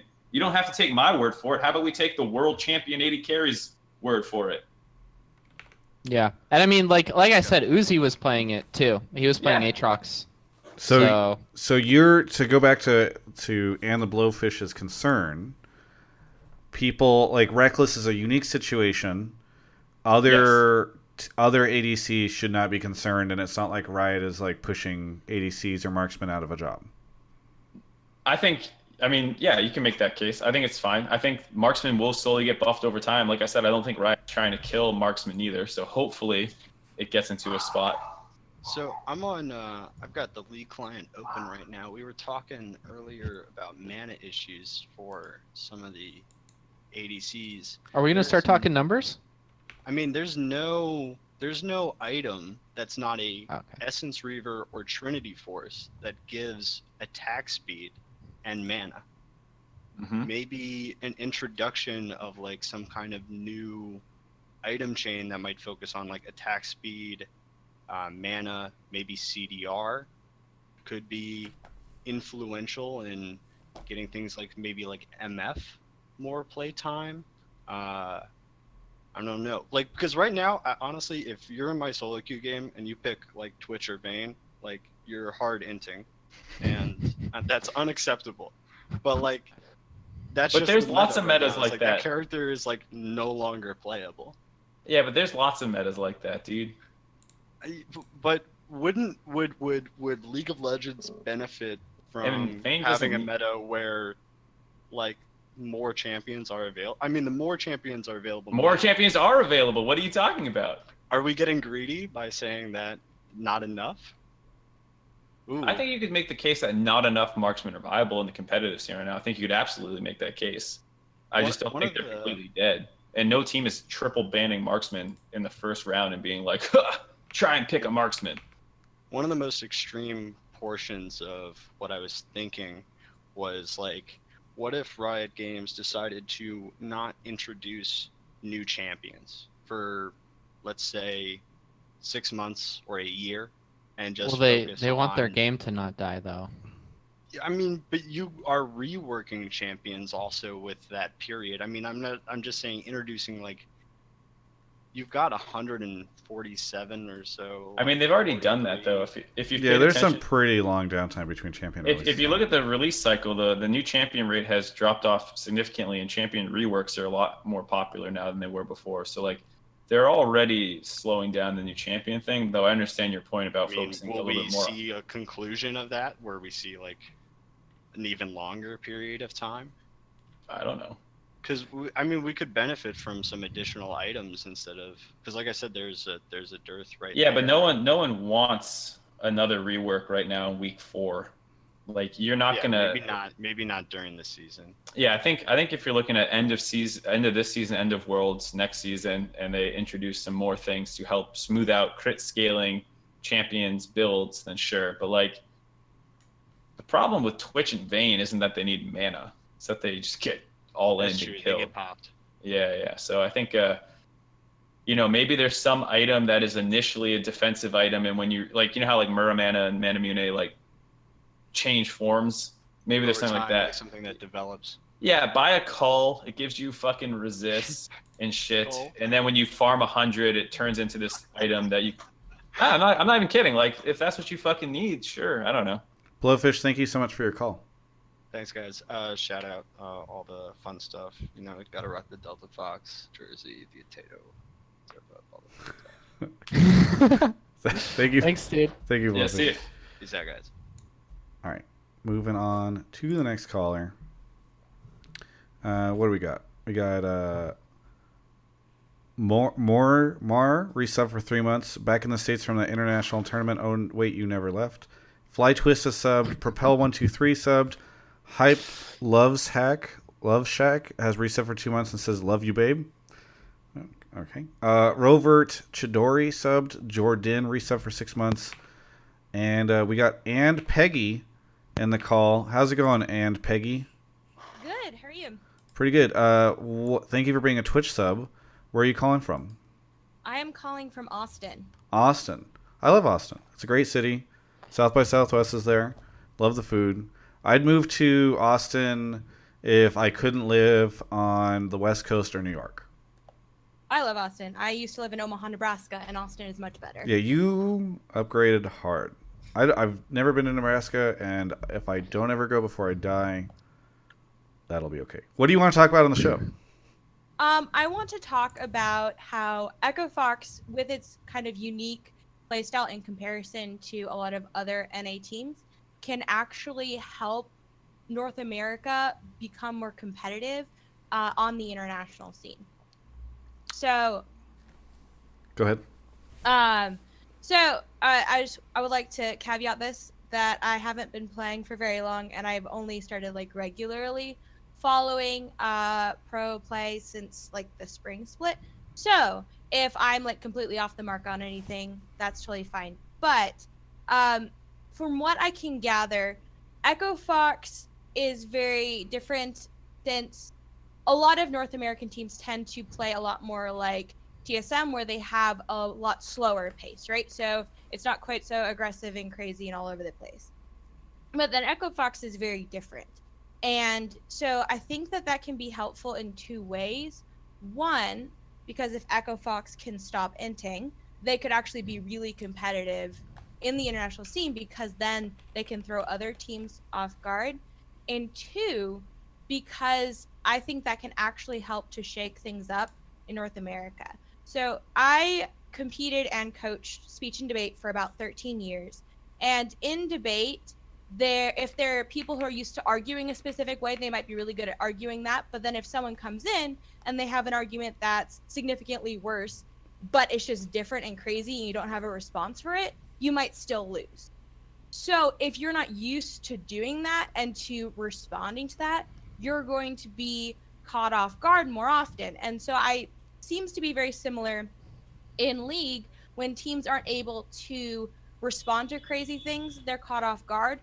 But if they're also used to responding to crazy things, they're also going to be better able to play standard, because they understand their team and how it functions better than they would if they're like, oh, I've been doing the same thing all the time and this is how it always works, and they kind of get complacent in that. So Echo Fox has the potential to be good if they can get things locked down, but they also can help other teams get better by shaking things up, instead of North America just having to wait to face international teams to realize that what they're doing isn't quite optimal. What I just realized is that you can totally cheese in speech and debate competitions and win. Oh yes, very much. Just cheese so. your way There to are some success in speech and crazy debate. arguments. Okay. That's good, because it sounds like that's ultimately what your argument is, right? Is that Echo Fox might have strategies that are ultimately worse, but because they're different, it can lead them to success. That sounds very cheesy to me, right? That the concept that you're going to try these unconventional strategies. I don't know. I mean, Mark, you tell me. Do you feel like Echo Fox is cheesing in a lot of their games? I know that we got Hooney running around the map like he plays every role, but I don't know if anything count. Like if what they are doing is that unconventional, right? Like they're trying to force funnels that ultimately lose. I wish Anera was in the Twitch chat. You know, we always end up talking about his team when he's not here, but yeah, I don't know. Not in there. Oh, he's not here. You're right. I feel like you could call them cheesy, and in most other metas you do right. It's just this one's a little wilder, so people don't call them that. Yeah, we're on a cheese board. That's what this meta is right now. Yeah, you got a cheese platter, and you're trying to see which cheese is cheesier. Yeah. I think the other thing is Brie, by the way. I think you can call them cheesy a little bit just because it's hard to imagine they're super practiced on any of these strategies, and it kind of functions as attempting to make the other person as uncomfortable as possible. So they're playing a weird game and you're playing a weird game, and then like you just win that. And especially for Echo Fox, like they're a really scrappy team who are good at like winning fights and stuff. So I think it works well for them. But I could see it being called cheese in that sense, where it's not like a really well practiced, amazingly thought out strategy that they've put hundreds of games on, like standard is for most people. Yeah, I think that you bring up a really good point, Peggy. But the thing is that it's incredibly difficult to do well. We've seen actually historical examples of this in not only this game, but other games. I really, really try my hardest not to reference Dota on this show. But the winner of the international, not this last year, but the year before, was a Chinese team called Wings that essentially did this to really great effect. What, Kelby? We lost. You're cutting in and out. Sorry. Are you being serious, or are you? Yeah, no. Literally, you like I cut don't know out if there's for a like a second, fault in your but, cable like- or something. But Where did you last hear me? sorry, you said Dota and Wings. Oh, okay, yeah. So the team that won TI not this last year but the year before was a Chinese team called Wings. And the thing about cheese that's really great is that its advantage is that you're hitting your opponent with a situation that they're not familiar with, they're not comfortable with, right? But hypothetically, because you're adept at this cheese, you have practiced it and you are comfortable in this situation. So you have the advantage in that regard. The thing that's hard though about it is that because it's cheese and because it's not common, you don't have as much resource to pull from for perfecting this. And also, once your unique strategies become learned by other people, they can see it and adapt to it. So when you're scrimming other teams in your own region, and when you're playing these games, like people over time will have the ability to learn from what you're doing. And generally also, it's cheese, it's not standard meta because there are reasons why people aren't tending to fall to this strategy. So I agree that in theory, if Echo Fox can pull this off, if they stick to this thing and they are able to develop unique strategies and have unpredictable looks and enough of them that they can continue to put up good performances for their opponents, it is default like I think inarguably the most effective way to play. If you can play something different than everybody else, and you can play it effective enough that they don't know what you're picking, and you know what they're going to play because everybody else is running standard, then you have an advantage. It's just incredibly difficult to do that, and that's why we don't see a lot of teams, be able to take it to that final form. And also, like, it's usually not standard for a reason. But yeah, in that hypothetical situation in which Echo Fox is able to do this, I think you're absolutely right in that they make NA a better region because they are used to seeing this stuff, and they are better prepared for Worlds because they have developed these really strong strategies in a pocket. But are they even developing as good of strategies as EU and the rest of the world are developing? Why haven't I seen Heimerdinger in the NALCS before now, Mark? I mean, to be fair, Heimer's not that popular elsewhere in the world, if I'm not mistaken. Okay, so then let's just take it as Europe, right? Like Heimerdinger again, like just sort of going off of this dinner video that I'm going to release later on, Peter was just like, Heimerdinger is OP. He was literally like asking Perks and Rekkles if there was a counter to Heimerdinger, and he said, I feel so bad for my teammates in solo queue right now because I'm just running it down bot with Heimerdinger. But it's just as an example, right? Is that I worry that Echo Fox might be doing some interesting stuff, but I don't see them doing as interesting stuff as some of these other regions. So is that enough to even give us a competitive advantage? I don't know, Mark or Peggy, if you guys have, either of you have a thought. I think that's something that is very much like a scrim culture thing, because it's what often happens and why people pick champions in League of Legends is because they'll play against it in solo queue, or they'll see some changes to the champion on the patch notes and they'll want to try in solo queue, and they play in solo queue and it goes well, and they go, all right, I'll play that in the LC, I'll play that in scrims, and then that goes well and they play in the LCS. No one in NA plays Heimerdinger, and so like if you don't get, other than like Heisendong, right, and like if you don't get introed to it, you're never going to play it. And so like it's a weird like critical mass problem where like until you get butt blasted by it by another region, you're not going to pick it up. And I think that's, and I'll have to check to make sure I'm not wrong here, but I don't think it's getting played anywhere else in the world. It's literally like a couple people, I think I forget who Peter said is like the one trick. There's like a one trick pro player who says he has like 500 games on the champion. I think it was, maybe it was Hjarnan or Hillisang. I think it was Hjarnan. And then like he probably just obliterated some people to the point that they learned it in EU, and that's why EU has the Heimerdinger pick. The Heimerdinger tech. He's just been teching into Heimerdinger for I'm not even kidding. Like that's just what happens. And like eventually it'll catch on around the world. He unlocked the Heimerdinger tech for the rest of his region. Yeah, I'm not even kidding. Like look at what happened with Hecarim. Like one team played that in Korea or China first, and then like it spread and it spread to, I think it started in China, then went to Korea, and then came over across the sea once it was played there. But like that's kind of what happens, and like I'm more disappointed in like not trying. I agree, we don't have anything, and it's sad. I agree. Like I don't know what to say. Like Hunter in Twitch chat says NA came up with a brand. Yeah, I think that one was a little bit more well known, but maybe it's just because I'm in NA. But like, I think like each region has some stuff that they think is just like crazy and broken, unless it is really broken, like Aatrox, and it's getting played everywhere around the world. Can we get more of that over here in North America? Mark, can you talk to the teams and see who's like a secret one trick and make them play that in LCS? I mean, we did that before. We've done it before. Like, remember when C9 went to Worlds in 2015? They played Vygar Trist, and everyone's like, "What the fuck are you doing?" Yeah. And then they went 3-0. Like, it happens. Yeah. And then they just got banned, and they didn't have a second strap. But whatever. Yeah. Okay. Peggy, go ahead. Honestly, my point wasn't so much that they need to have a new strategy every single game, or even like continue at the same point. It's more that this experimentation, kind of what you're talking about, helps to make them better. So if I play only one champion and I only play mid, I might know my champion really well. I might know all of my matchups really well. But the instant someone brings a champion that I'm not used to into the lane, I'm not going to know how to respond. But if I learn to play a bunch of different champions in a bunch of different positions, then I'm going to understand my champion more and understand the game better and be able to play it better. So my thought is, whether or not they need to come up with new tricks every single time, probably not optimal, probably not possible. But by trying it and trying different crazy things, they become better as a team because they understand different matchups better and learn to adapt better. But then also other teams become better because of it, since they're practicing against a bunch of different stuff. Yeah, I mean, I think that's kind of what Kelby addressed at the beginning, right? Is that this stuff is good because it's sort of forcing innovation and attempts to learn that. Though Kelby, you were saying it was more good for, it was better, more good.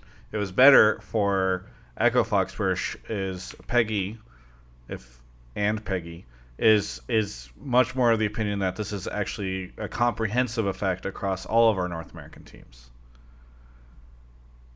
Yeah, I'm just wondering if what Peggy's talking about is like too unrealistic as far as like pro players being able to spend enough time on really getting what they need to out of different roles and champions. Like Rekkles doesn't have a 10 champion pool because he sucks and he's a bad player and he only knows how to like play 10 champions, and he's limited in that regard. It's just like That's how many champions pro players typically know. Yeah, He at doesn't have a time, 10 yeah, champion and they pool. rotate.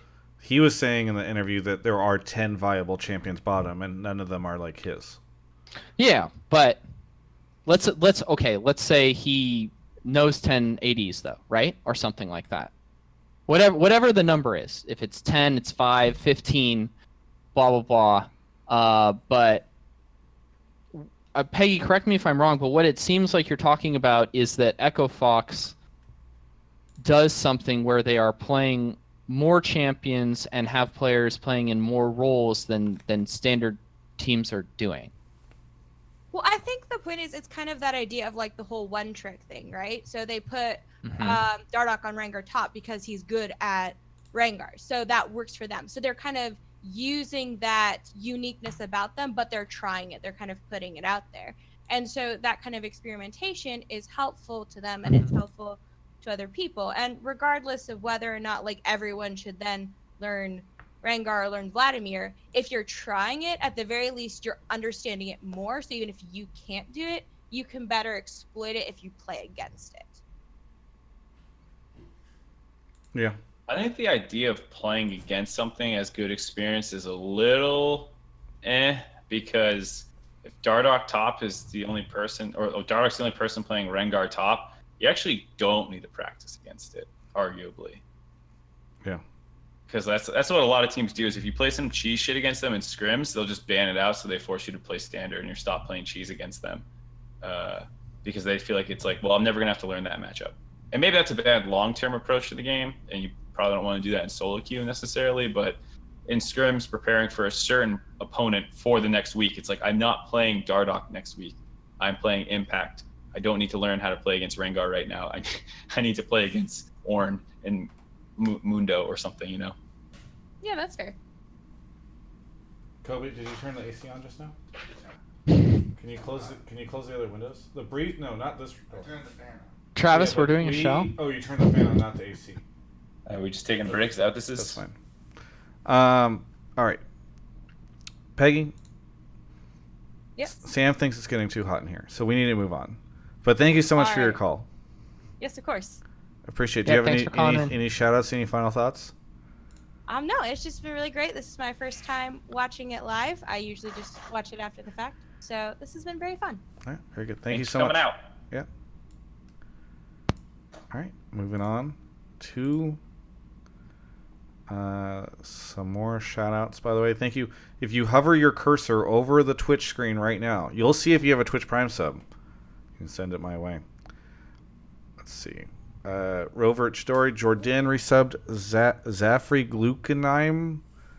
Rolled Unbalanced resub for 2 months. Keep up the great content. Rekkles interview was amazing. Akaranub resubbed, Chaotic Blizzard, Grizzly Smiles, Ray on the Moon, Giants, the Dranzagor, Sham gifted a sub to Jiggly Wiggly, A Lost Pig, and Easy Bake It Up. Moving on to the next caller, we got Dr. Manhattan returning to the show. He's been playing Ultimate Marvel vs. Capcom 3 for past 55 minutes, and he's a Twitch sub. Thank you for calling in, Dr. Manhattan, and I believe you're calling from Florida. Washington, D.C. Fuck. I met you in Miami. I forgot that you lived in... Traveled? Yeah, well... Listen, I don't normally try to remember, but I tried this time and it didn't work out well. You learn your lesson, dude. Don't do that again. Yeah. What do you want to talk about on the show, Dr. Manhattan? And thanks for being a Twitch sub. Yeah, no problem. Just for the record, I just did the Ultimate Marvel vs. Capcom 3 just to mess with you. I actually haven't even been actively doing it. But my topic that I wanted to talk about was what you guys were talking about before the call-ins was just, I think Kelby or somebody talked about how, like, making it out of groups and worlds really isn't, like, this, like, is, like, I mean, while nice and kind of a feels good, man, like, isn't just, like, this ultimate thing that people make it out to be, and then ultimately it boils down to just the constant beatdowns that NA has gotten in the past couple of World Championships, and that's kind of why I feel like groups just seems like the goal, or making that a group just seems like the goal for some strange and almost sad reason. Just making Yeah, it out of groups. It's like you're sad. All right, so one thing I'll say. It's sad that our goal is to make it out of groups, man. Who cares? That doesn't mean you're good. I understand what Mark said earlier, but like, yeah, it's only our goal because that's how low our bar is for. But it's for about feeling progress. Any sort of. Yeah, progress to what? Listen, I'm split down the middle here. when 'cause you don't want people to ever take samples at ice cream places, you don't start off with no one should ever get an ice cream sample. Okay, You we gotta say work. Can you they Okay. should imagine only when have Kelby 4. is- Right. Can All you right. imagine when Kelby is 40, like how much of a curmudgeon he'll be then if he's this bad already? It's about this Goddamn one. kids, order your ice cream. He wasn't like this before he got married, by the way. I think at that point in time he just started aging more rapidly. How is this Brittany's fault? It's not Brittany's fault. But it's you deciding to get married. Is she in the background yelling right now? Oh, no, it's fine. It's fine, Brittany. We're talking No, about a she- different Brittany. Tell her it's a different Yeah. Brittany. Oh, that'll help. God, Jesus, Travis it's a different is one. struggling with relationships. All right. No. I get what you're saying there, but like, let's be real. NA's never winning worlds, so what are we making progress towards? You know, like Peter and says NA that NA will, or no, he said something like No. NA's going to show up at some point in time, right? show up, like as in like. Get out of groups. Yeah, that's showing up. But as Dr. Manhattan was saying, it's sad that that's what showing up is for us. Yeah. I just don't. There needs to be a greater change than like a team getting it together or figuring it out. Are you making fun of my hand movements? No, I don't know. I just started doing it for fun. No. A team needs like there has to be a greater region shift as a whole in our player base, in a way that things are approached in order for NA to win worlds. Or they need to completely remove the number of imports that you can have, and we go full Korean. And then I think we can fully win worlds. I absolutely believe. We have the money to afford a really good Korean roster. No, that can but put that did be a on NA championship solo belt on our queue side. and on NA ping. And our imports never get better when they come to North America. Acquisition right before the tournament. We just need Riot to like remove all sort of legal restrictions that would stop us. So we buy the LCK champion and we're like, Yes. Cloud9!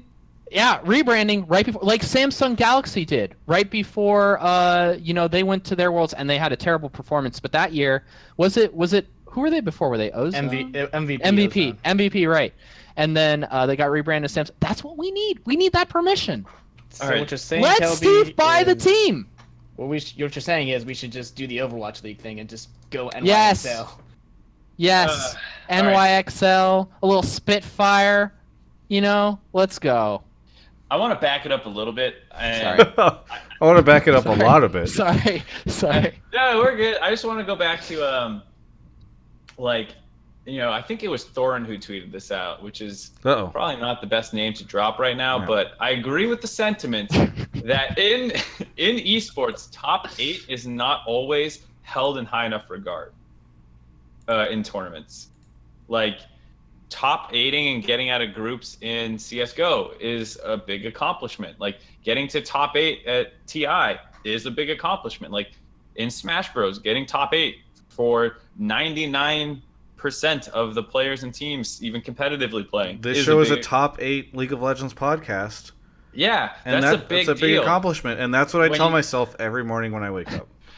No, but like, okay, so you're not Mango or Armada, and that's not who you are right now. You're not SKT, but like getting top 8 is still an accomplishment, and I think it sucks for League and NA in particular that they haven't like beaten anyone good. I find that way worse than that we haven't. We get out of groups and that's an accomplishment to us. Like whatever, like getting out of groups is cool. I think like anyone who gets out of groups should feel pretty happy. But I think it would have been nice if somewhere along the past 6 years we beat anyone good. Yeah. Progression is important. And that's... Well, I'm just saying, like, getting out of groups for every team, it should not be poo-pooed. Like, I think that actually is a big accomplishment for most people. I agree with you, but the fact of the matter is that it is still like saying it doesn't change it. It's still poo-pooed, and it's not going to change. I don't think. Like people are not going to go like, you know what, this CS:GO team got top 8 at that major. They're really fucking good. Like they don't. No, but care. I think if North America did, they'd feel that way. What if North what if we America- got all 3 teams out of group stage into top 8? And then we got 3 Korean seeds and we got fucked or something. You know, like I wouldn't feel that bad about that year. I'd be like, wow, we got dicked by the draw. We would feel very good, I think, for the first time that it happened. And what if we did it and Europe didn't get anybody out of groups that year? Wouldn't we 2014 feel Worlds. amazing? Like, sure, sex Well- is good, but have you ever gotten all 3 of your NA seeds out of groups and I would seen give Europe up not sex do it at all? For what? How long would you give up sex for that, Travis? Well, I've been giving up sex for 29 years, Mark. All right. What's one more, dude? Give it up for the team. Yeah. Yeah. But I also see the other side of it where it's like at the end of the day, NA hasn't done shit internationally in forever, other than like that one MSI run with CLG. So like, you know, I get the other side too, where it's like it's not impressive because we haven't done anything. Yeah. C9 getting out of groups over like 2 teams who like choked their balls off, and EDG had scout inting for 5 games was not like, wow, way to go, NA.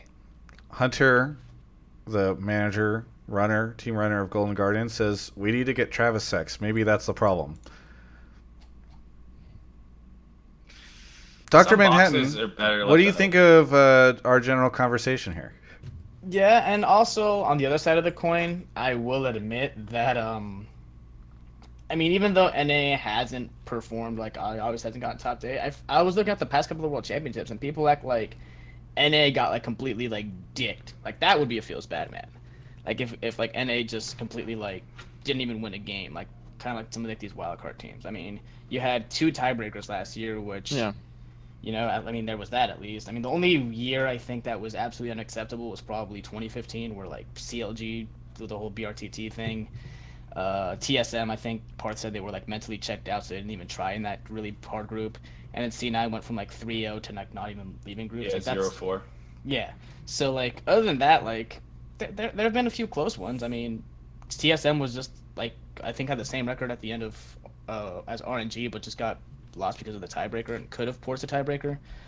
But the real problem with all those is that usually Europe, China, and Korea have one team doing better than North America's best team, and I think that's what it amounts to. Is that like it's not specifically groups or quarters or whatever it is. It's that like we're always getting outdone, and we're definitely like the region that has to try and justify their position at the big boy table the most. yeah, that's probably what's most fair to say. All right, so the final verdict is yes, it's sad, but at least we can progress there, and it would still be an accomplishment. I feel like you didn't listen to anything. It's been a tough 29 years. What if NALCS had EULCS viewership, man? Holy shit! Think about that. Have you That- watched recently? I mean, it's still not as bad as EULCS. No. but Have you watched recently? I guess not. Is it as bad? Just as bad? They're on the So same EU playing is on the field? rise and NA is on the fall. Whoa! It's happening! Uh-oh! This is not good. The flipping This is not good. Get your water pails. We need to get off this boat. Bitcoin. Woo! Steve, apply for EU franchising. Hurry, do it now. All right, let's move on. We got 3 callers. Dr. Manhattan, thanks for Holy the call. shit. Appreciate This it. is the doomsday being here. scenario. Let Dr. Manhattan say something at the end here. Sorry. It's all good. Awesome being here again, and shout out to Owen by HP and not the Chainsmokers. Thank you, Dr. Manhattan. Fuck this guy, dude. All right. What is he doing on here? Kelby, you're peaking. What? You're so loud all of a sudden. I'm just sorry. Holy shit. If EU has better viewership than us, what do we have left? The money goes with the viewers. We're going to be fucked. Kel, we have a new caller. Oh, that was really quick. Mecha Well, Laura. that's because I feel like Kelby will be very interested in our last caller. Mecha Laura Oh, boy. is a Twitch sub. Thank you for being a sub. What do you want to talk about on the show? Yeah, I wanted to talk about how Rekkles, when he benched himself, it's something that I've never seen before, not even in like traditional Only benched sport. himself. Well, that was like for one game, and he was like, "Oh wait, we suck."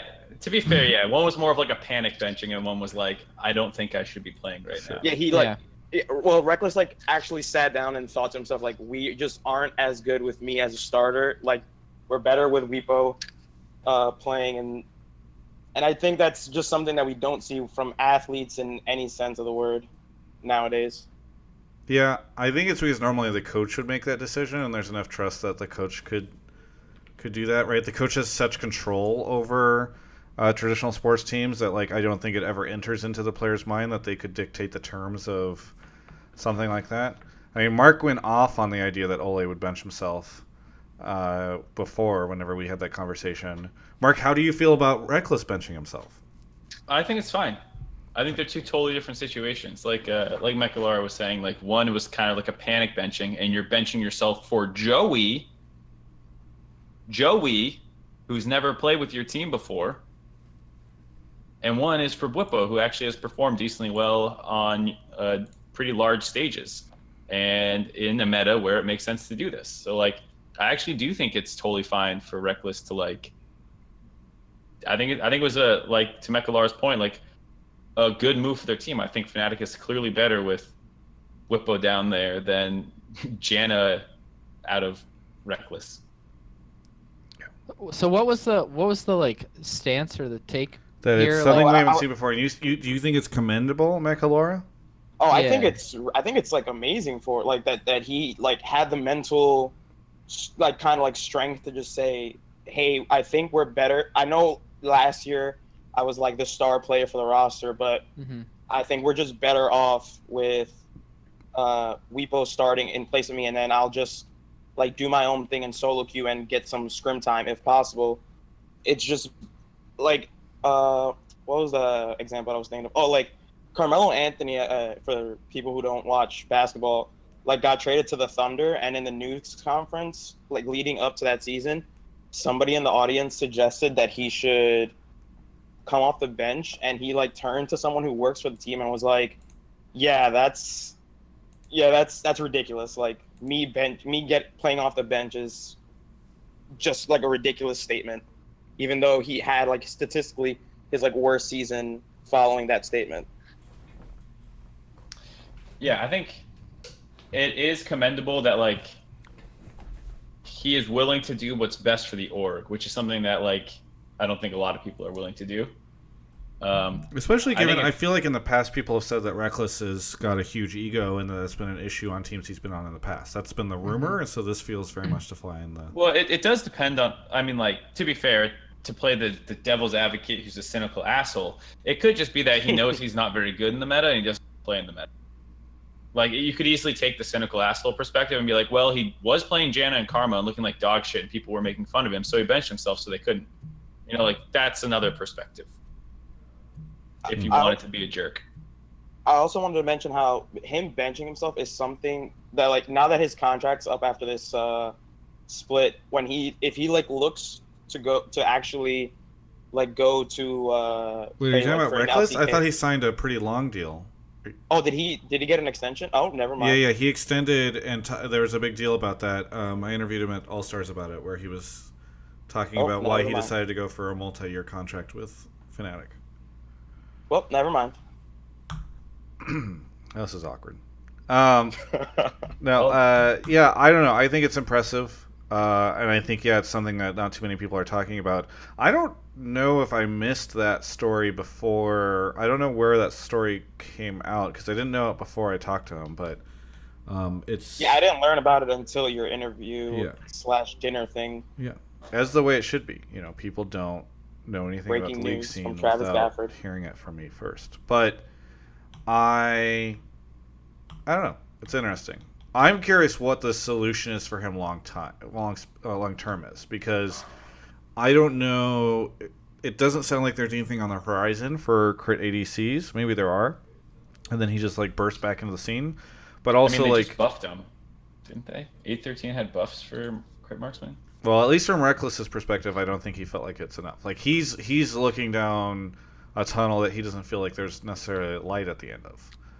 So yeah, like in his solo queue, he's only been playing marksman and other stuff if he gets filled. So I think he's just hoping it goes back to the stuff he's good at. Yeah. In your interview, he said he was going to start playing other champions, but then he just had just recently started doing that. Yeah, he said he started playing new champions, but he was saying he was doing that more to help provide additional context and support to Bwipo than because he thinks he's going to like burst on the scene one day as Vlad. So Damn. I don't know. That interview it was a really interesting interview. I was happy he by the way, you want to talk about something? No. Pro players never bench themselves other than, the Ole thing. Pro players never message me and say you want to do an interview. And he did that. He was like, "Hey, I'm flying to North America tomorrow. Do you want to do an interview?" And we did one because of that. So shout out to Rekkles, by the way, because I wish more pro players. Is he gonna live on your couch for a little bit? Is he gonna go the full double lift? I wish. How many hot men can you fit in that one tiny apartment? You got Kobe. I don't know, Mark. You want to come over? I don't think I'm qualified. That's some esteemed company. Yeah. Mega Laura, thank you so much for your call. No problem. Thanks for having me on. Yeah, have a good one. All right. Quick shout out here. Where were we? Kulas33 resub for 6 months. Omen by HP, get that merch store up and running, Kebly. We want that Hotline League merch. Are you doing a merch store for us, Kebly? By the way, who's thank you. Kebly? 6 months. Thank you so much, Kulas. Gloater subbed. Rogaine Saint Vicious subbed. It's Law 62 subbed. Rail 7891 subbed. I'm Real back. What'd I Foxy miss? resub for 8 months and says, "I want a team from the bottom, middle, and top." What? Raldios sub for 4 months and says hello. All right. R Gibbons 92 is here. R Gibbons 92, where are you calling from? Hey man, I'm calling from Myrtle Beach, South Carolina. Nice. Very South cool. Carolina. What year were you born in? 85. What? What? You say AD5? You're 2,000 years old? You know it. Oh, Nah, R yeah, Gibbons, 92. you're such a troll. What do you want to talk about on the show tonight? Basically, I think that 100 Thieves made a really smart long-term play about trading Meteos, because the way that Levi looked, this whole, in my opinion, from what I've seen of 100 Thieves games, I only got to catch 2. He looked really strong. Yeah, but how And I did feel Brandini like look? Brandini looked awful. He looked like trash. Well, how does Someday normally look? He's saying long term. Yeah, long term. Someday, You could well, keep the last Levi couple around weeks, without Sunday's trading been looking Meteos, really so I don't good. know why it's a good long-term solution. Because Meteos, I've been a big fan of Meteos since original C9 Quantic days. And I remember KDA Meteos, but I really just KDA think Meteos. that. Did you know that his Kelby used to call him the potential Sun isn't as high God? as Levi. Travis, The we sun have god. 2 minutes. He left was before the sun 10. god, man. Can we just let this guy? You have to leave in 2 minutes? No, it's just almost 10. Well, as much as I love we Kelby started calling a him the little sun bit god late. because of his bleached hair. He said And the he was Sun really God. good at League of He Legends. said the Sun God is a jealous god, and he would talk about how the Sun God wanted all the farm. Dude, I forgot. That's so good. I forgot about Yeah. that. And dude, That was I'm a hilarious. big fan of Meteos, and I'm really sad that he got traded to FlyQuest. But I don't know. I just feel like Levi's raw potential alone is going to get them further down the road compared to what Meteos can bring to the table. I just don't know why you need to trade Meteos in order to unlock that potential. Like, long term, why not just keep Levi around for summer split and then bring him in at the start of next year and trade Meteos? I don't think that trading Meteos now is a good thing for you because, I don't think they're going to be playing Levi this coming week. I completely agree with that. I think the whole Onda swap, even if you're not going to be using Levi and you're going to be keeping Someday and Ryu in, I think that's a terrible. Onda's not great by any means. He looked okay at best at times when he was on FlyQuest. Okay, But, I mean, in that I guess I agree. Are we just gonna not ever assume that there was problems behind the scene with Meteos that they wanted to move him for? That they talked about how the team synergy wasn't there and they weren't gelling in that post, and then You could watch Yeah, the heist video where they were like being pretty like sticky on an issue. Like I Right, don't being think it like was a little more it was aggressive towards each other. yeah, I don't think it was just like, man, I wish there was some way to play Levi and see how good he is. Oh, let's just trade Medios. Like I don't think Yeah. that was the 1-2 step. No. I mean, I'm Yeah, not saying and it's Levi argument. I'm saying it's more to Travis. Like I don't think it was like, man, Okay. you have to move Medios to play Levi. It was like things aren't working. And we need a substitute jungler if we're going to make this work. And maybe Medios is refusing to substitute out or whatever and play an academy, whatever it is. I don't know. I'm just saying. I think there's more to the story than just want to play Levi. I think Reddit deleted my should Medios join 100 Thieves video, or should Medios join TSM video that was on the that I posted. The Reddit Reddit mods just deleted loves it. you, Travis. The Reddit the mods hell? deleted it. I was gonna go How is check it not like related what to the League? reactions were. Dude, the League of Legends subreddit mods are hilarious. They always So, look, I mean, yes, I get that it made sense to maybe trade Medios given all the conflict and shit, but I don't think that it's a good long-term decision because of Levi. Like, it's probably a good long-term decision. Well, it's a questionable good long-term decision because maybe, like, I'm not sure if 100 Thieves gets to go to Worlds now, but I think there was a pretty good chance they could have gone with Medios. Time will tell, I guess, but it's much more it's interesting. I feel like they might be bringing Levi up a little sooner if Onda ends up shitting the bed. Well, but how do you do that? Yeah, I don't know. Yeah, that's true.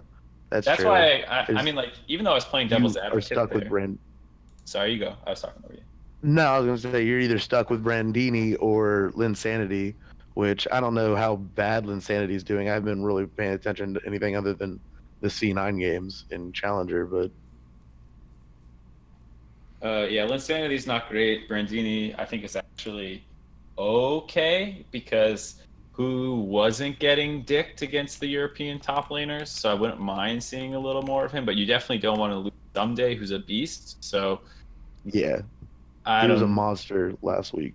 yeah, I don't really know what they do. Their roster is like a bunch of good players that just don't slot in correctly together, so I'm not sold it's a good long-term move either. I don't know. As much as I was arguing against Travis, I actually think I mostly agree with him.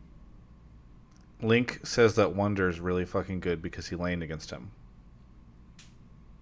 Thanks, Link. I mean, I believed it before that, but it's always good to get more data.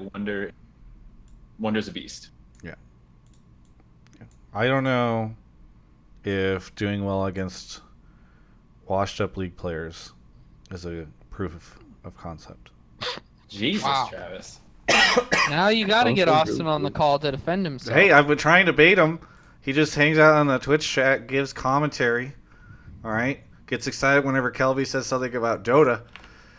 R. Gibbons, thank you for your Yeah, man. topic. I think it was a good one. I absolutely appreciate it, and a big shout out to you and Mark. You guys I've been a big fan of y'all for a long time. Thank you. Thank you for watching. And thank you for not including man. Kelby in that shout out. I appreciate it. I've just recently learned about Kelby May from this show, so Well, It's I'm okay. sorry as a to hear fan. that. Don't need to get baited by Travis. His best days are behind him anyways. You don't need to know Kobe. Link says, All right, have a good night, guys. thank you so much. Have a good night, dude. Link says, look at this interviewer begging for pro players to call him for interviews. Yikes. All right, where were we? Real will be a Foxy fun gifted one. a sub to the Mark Z.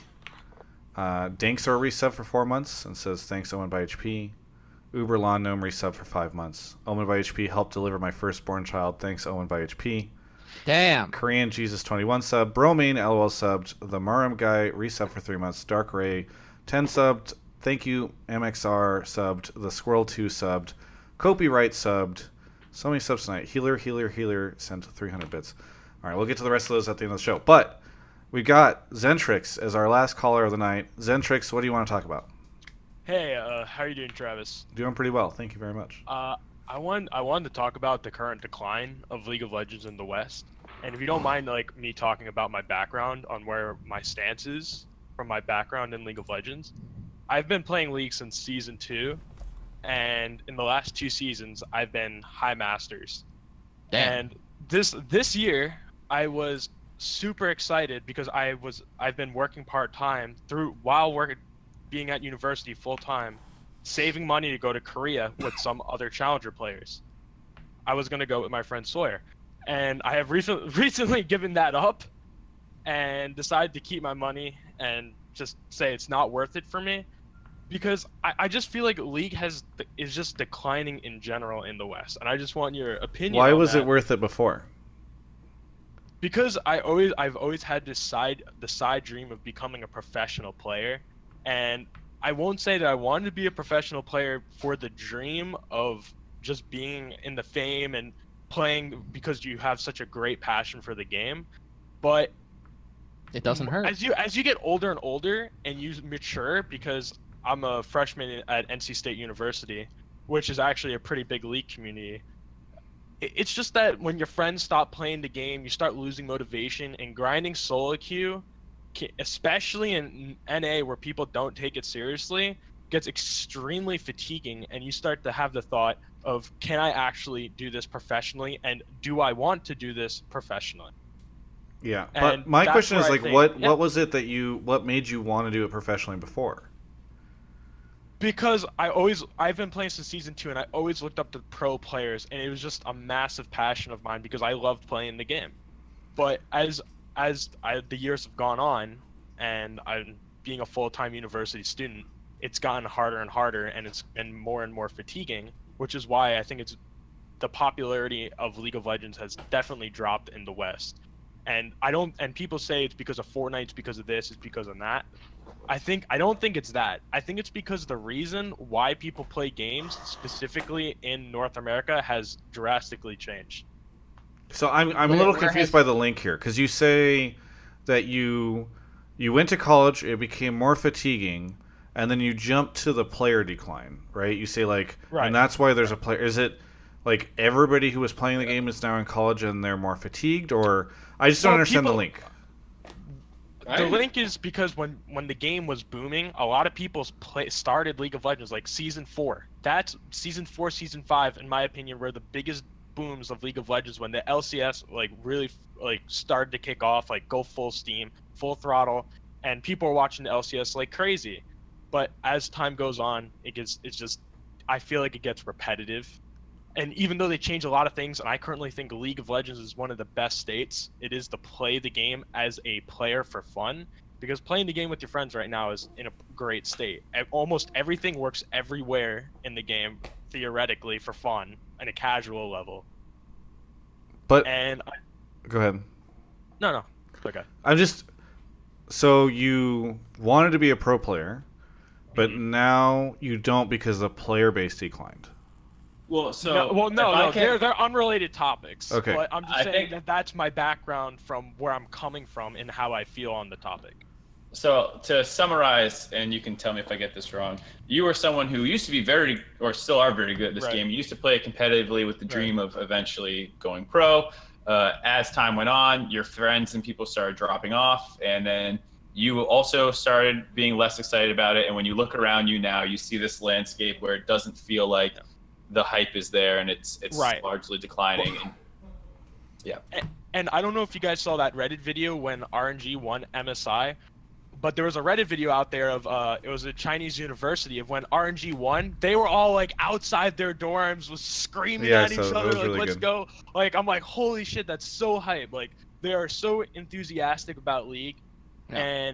And they do try hard, and the reason that's why I wanted to go to Korea in the first place, and I had $3,000 saved out for this entire past year to set forward that, and it's just like you play NA solo queue and you just realize people just really don't give a shit. And when I have my girlfriend just started trying to pick up League of Legends, and it's so difficult for her to keep wanting to play because it's so much easier for her to click 2 buttons and be on an equal playing field in Fortnite rather than having to grind for 70 plus hours just to hit level 30 and own like 20% of the champions.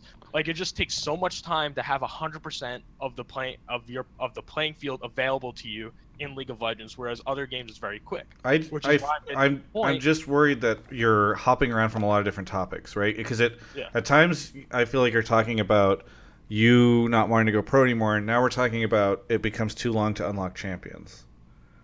He's just providing that as background context for his point. I'm saying this is. Yeah, I don't think this is that hard to. I'm so confused. You're attacking Travis's livelihood. It's okay. We'll get through this topic. No. I don't mind. Can I ask a question? He's not attacking. It's not attacking my livelihood. I'm just confused by the argument. But I'm saying it's all of these things coming into one because because I see it. I went to university with a bunch of my friends, and my university has a great college team. And a lot of the players on that team are masters. And and throughout all of my high school, all of my friends play League of Legends. Almost none of them do anymore. Almost all of them have quit out of sheer frustration out of the game at points, and they've been playing for so long. And the thing is, the player base is dying, I think, in my opinion, in the West, because a lot of people picked up the game early on and played it for an extended period of time, and those players are getting burnt out of the game, and the player base is not replenishing because getting into the game and getting into League of Legends is hard, and the Asian attitude towards League of Legends and in general is to work hard things that you like and enjoy. In America, people pick things up, they like it, they play it, they're like, oh, this is cool, and then they drop it. People in especially in NA are exactly like that. So I'm not surprised that League of Legends is just dying in the West. And I don't know how Riot is going to bring viewership back into League of Legends and going to make League of Legends great again and bring that spark it had in 2015. Because I remember I went to Madison Square Garden where I had the pleasure of meeting you, Travis, in 2016. And that was the best of 3 semi-final game ever. Like, it was fantastic. I agree. It was SKT versus Rocks Tigers, and I am so glad I got to experience that, and I really, really look forward to having another experience like that. So, Zentrix, is it fair to say then that you think that the decline of League of Legends is in the West, in particular in the US, is because of the way that our audience consumes and rotates through like games that are popular in our sphere? Is Precisely. that League has just done its natural popularity cycle, and well, it's not necessarily. Oh, sorry. Go ahead. No, my opinion is League of Legends will never die because League of Legends is without a doubt one of the most competitive esports and has a fantastic viewer experience. Where I personally think Overwatch League is. The game is very competitive, but the viewer side of things aren't that great. CSGO is another example, whereas not that it's a dying game, but the viewership is great, the competitiveness is great. That game will always be around. League of Legends will always be around. Okay, so let's type into it. So Kelby, thoughts? I mean, we talk about this a lot, Travis.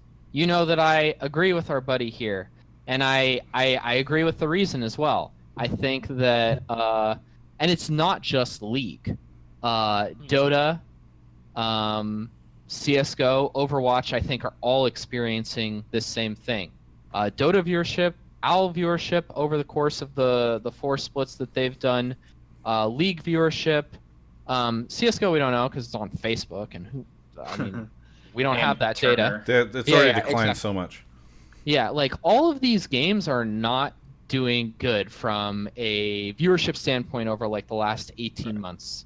And their player bases are also reflecting that. Riot has not published player base numbers in a long time, but they used to publish player base numbers, and usually when your player base is growing, you like to tout that out. People are loud about those things. So yeah, no, I agree entirely, and I think that this is one of the larger things that esports will just have to deal with and figure out as it tries to become more mainstream prevalent, is how does it deal with the fact that its title popularity, I think, will continue to shift over time and bounce to new things. And the scary thing about it, if I were a team owner, in this situation is that like you have League, Dota, and Overwatch League and CS:GO viewership doing this, and Fortnite, which is like the next up and coming big thing, right? Or even the Royale genre in general is not a great esports substitute right now. It's definitely not. No, It's way too RNG based. Yeah, and it's like they also just don't have. Epic has been like pretty pronounced that what they are going to do with their prize money that they're setting aside for their World Cup circuit is not what traditional esports looks like right now. PUBG has been really slow to market, and I'm a huge PUBG player. I've played a lot of PUBG. Watching PUBG broadcasts is really difficult. I have a very hard time getting interest in that. So like if you're an esports team owner right now, your big 3 or 4 are on the decline, and the up and coming titles are more casual market focused, where like not every multiplayer game has to have a great esports angle. You can watch Ninja, you can watch these other guys. It's not even matchmaking.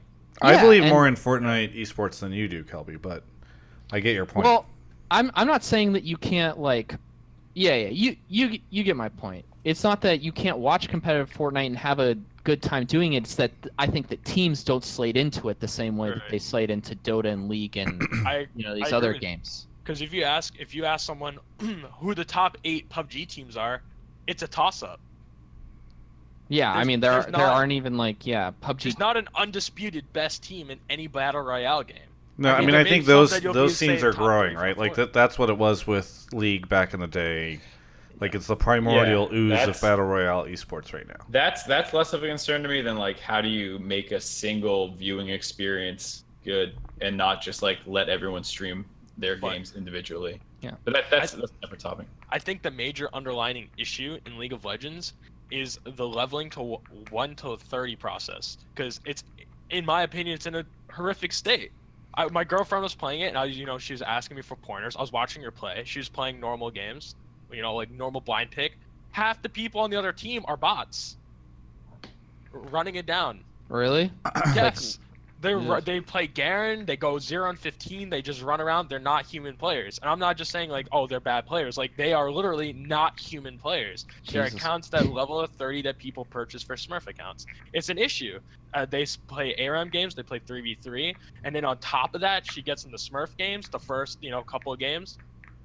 And it really like demotivates her from continuing to play, and I have to sit there and tell her, oh, it'll get better, don't worry, once you learn everything it'll keep getting better. And she's like, yeah, it's fun, I mean, for a couple games, then why should I not just play Fortnite with my friends? People aren't bonding over League of Legends like they did in the past, which I think is the main underlying issue in the West. So the good news is look, I don't know if League is going to ever return to like the 500k viewership TSM CLG games, but I do think that there's a lot of opportunity that Riot in the past has not been focused on growing their player base, I think, as much as they could have, and they've not been focused as much on growing their viewership as much as they could have.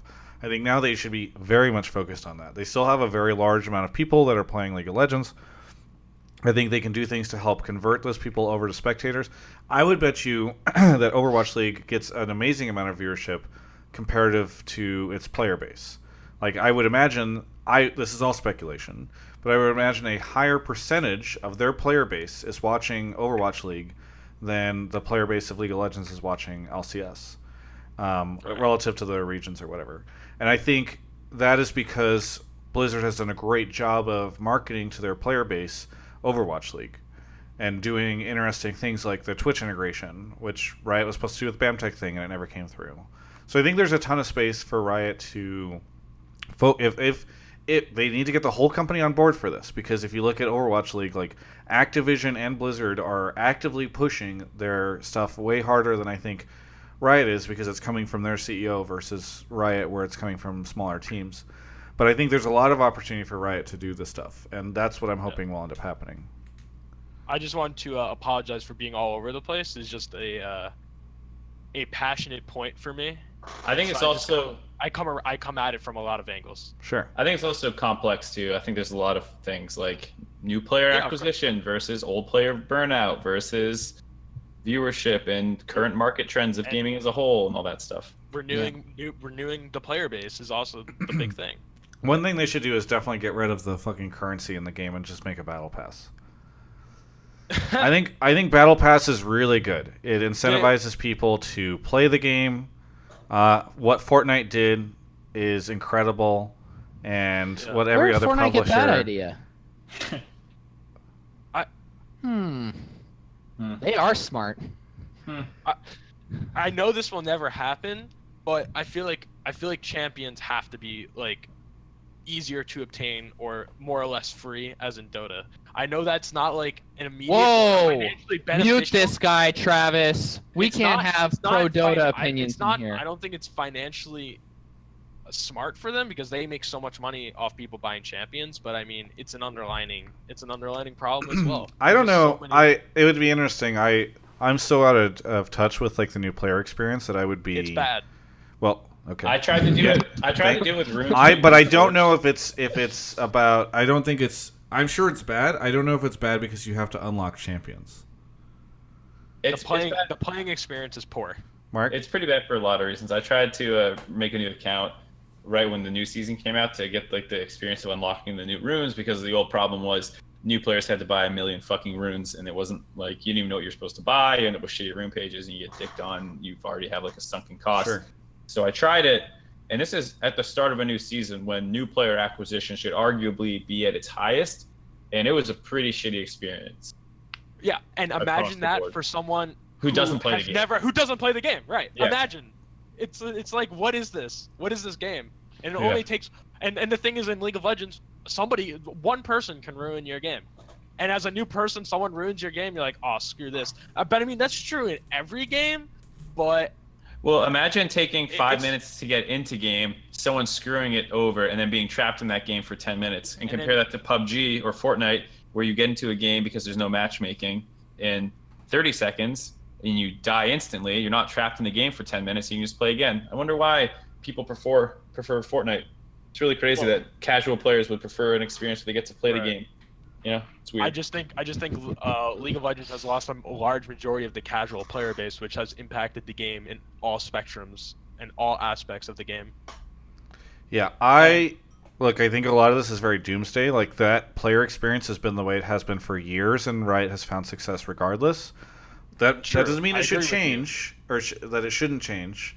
But I don't, like, we're saying all this stuff, but a lot of this has been the case for a while. I think that's a really good sign, though, because it means that there's a ton of room for improvement that can improve this stuff. What, Mark? But if they don't, what's that face, Mark? Huh? Markets change around. When League got popular, it's because they need to adjust. There was no good free-to-play games when League started, so that was the hype fucking game.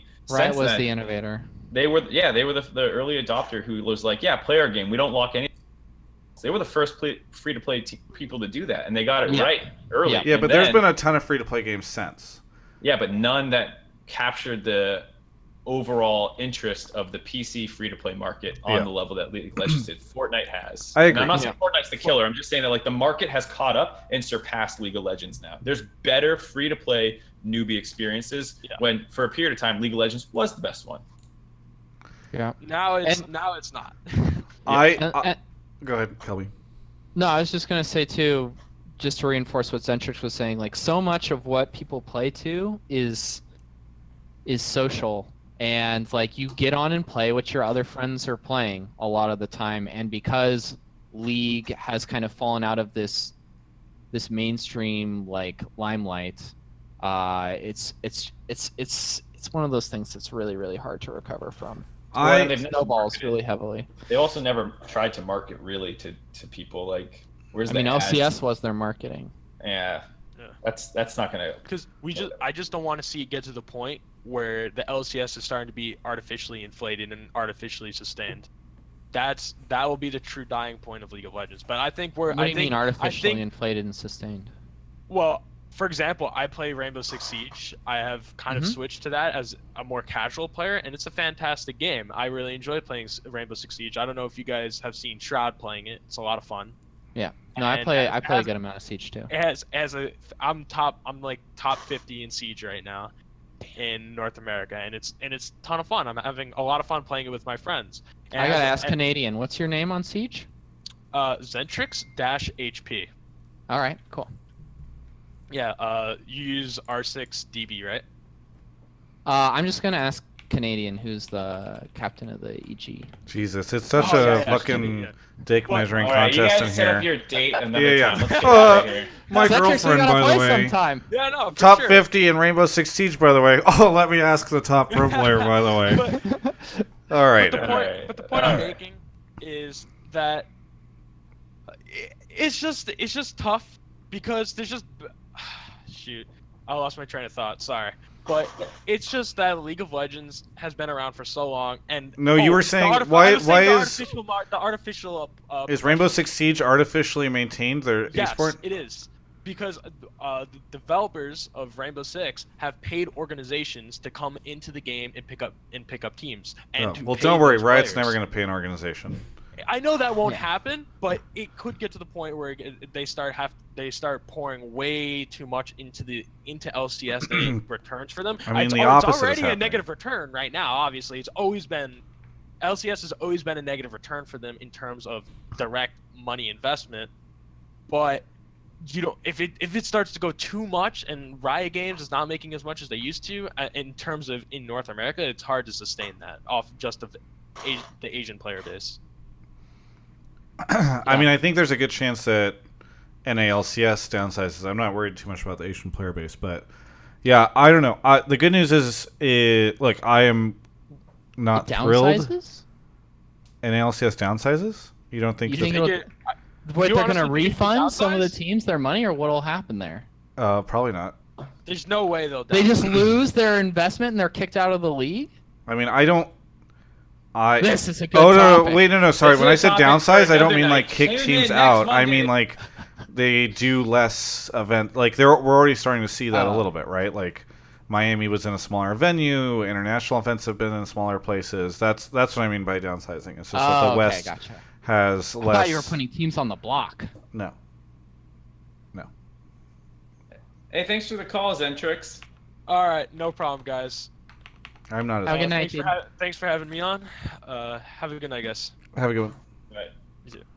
Do you guys think Zentrix also is on the row team and a 6'4"? Do you think he went to UC Davis? Yeah. Dude, he's just a good gamer. Why are you hating on Zentrix? No. I'm just. What, you think Smithy doesn't get mad kills in PUBG and Fortnite too? Wait, are you saying? No, Smithy's really good. Apparently, Peter says that he's like the best he's all-around video game. He would be a pro player in any game, dude. He's a monster. Yeah. There are people like that. Did we confirm top 50, Kelby? I haven't messaged Canadian yet. I'm focused on the show. He's messaging me about his Uplay though. I'm gonna check him out. Let's cut Kelby free, huh? So we can do the investigative journalism. Man, Mark, you are trying hard to get out of here. Okay. It's almost 10:30. I have to go. Well, we have to get through all this because you were so quick with the callers. DMage313, Smile and ZND, Misconception, Quit Badger in Me have subbed. Luke resubbed for 3 months. Mishamatic, The Bower, Sham gifted a sub to Baby Mochi. Kput2222 subbed. Sil Prite Intoya, A2CK9, Illuminatic subbed. Mellow Jello 100 resub for 8 months. Holy moly. Sun Wonder subbed. HPina 078 subbed. Knight of 01802.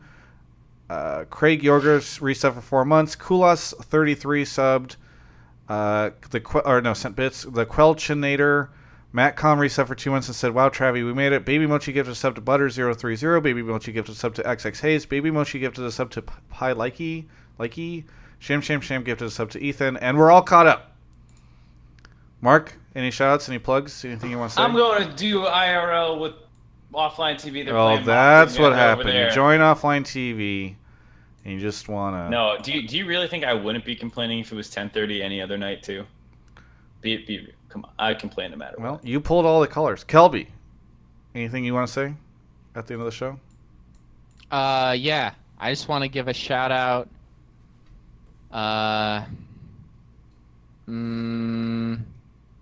It's so hard to pick, but right now I think I probably have to give a shout out to Goku. I'm watching DBZ Kai. I watched all of Dragon Ball. I'm like 30 episodes in now to DBZ Kai. I watched 30 episodes this weekend, and Vegeta's pretty badass. They're right about to fight Frieza, for the first time, where like Frieza just went to his third form, and Goku's still like healing in the chamber, but he's pretty awesome. That's only 30 episodes in Kai. Holy shit, that Yeah. show moves fast compared to the original. That's like 80, Yeah. I think. Is it really? Holy Yeah, shit! I don't Yeah, know. no, it's like legit 30 episodes in Kai, but it's really good. I'm really enjoying it, especially after going through like 153 episodes of Dragon Ball. Like it actually was worth it though. You get like a lot of emotional attachment that you build up over time, so that like when the big shit starts to go down, you're like, I'm like very invested now. So, but yeah, shout out to Goku for being a badass and a true emotional leader for the group. Do you have anything, Travis? You got any shoutouts? Did a video where Perks and Rekkles and Peter all go eat seafood at Boiling Crab. It's really funny. They're all trying to figure out how to eat prawns and crawfish and lobster and all this stuff. And then at the end, there's like a 20-minute conversation about the state of AD carries between Doublelift and Rekkles, and then like Perks is chiming in frequently to just laugh at them because he thinks it's hilarious. And I will be trying to release that in the next couple of days, so to keep an eye out for that. We got about 36 subs over the course of this show, so thank you so much for that. If you haven't yet and you have Twitch Prime, you can hover over the Twitch window and you'll see a little add-on pop up that tells you if it's up, and you can use that. Other than that, thank you so much to everyone who called in. Thank you, Mark and Kelby, for being here. And this has been Hotline League, episode 35. By the way, there's a podcast of this. You can find it all over the place.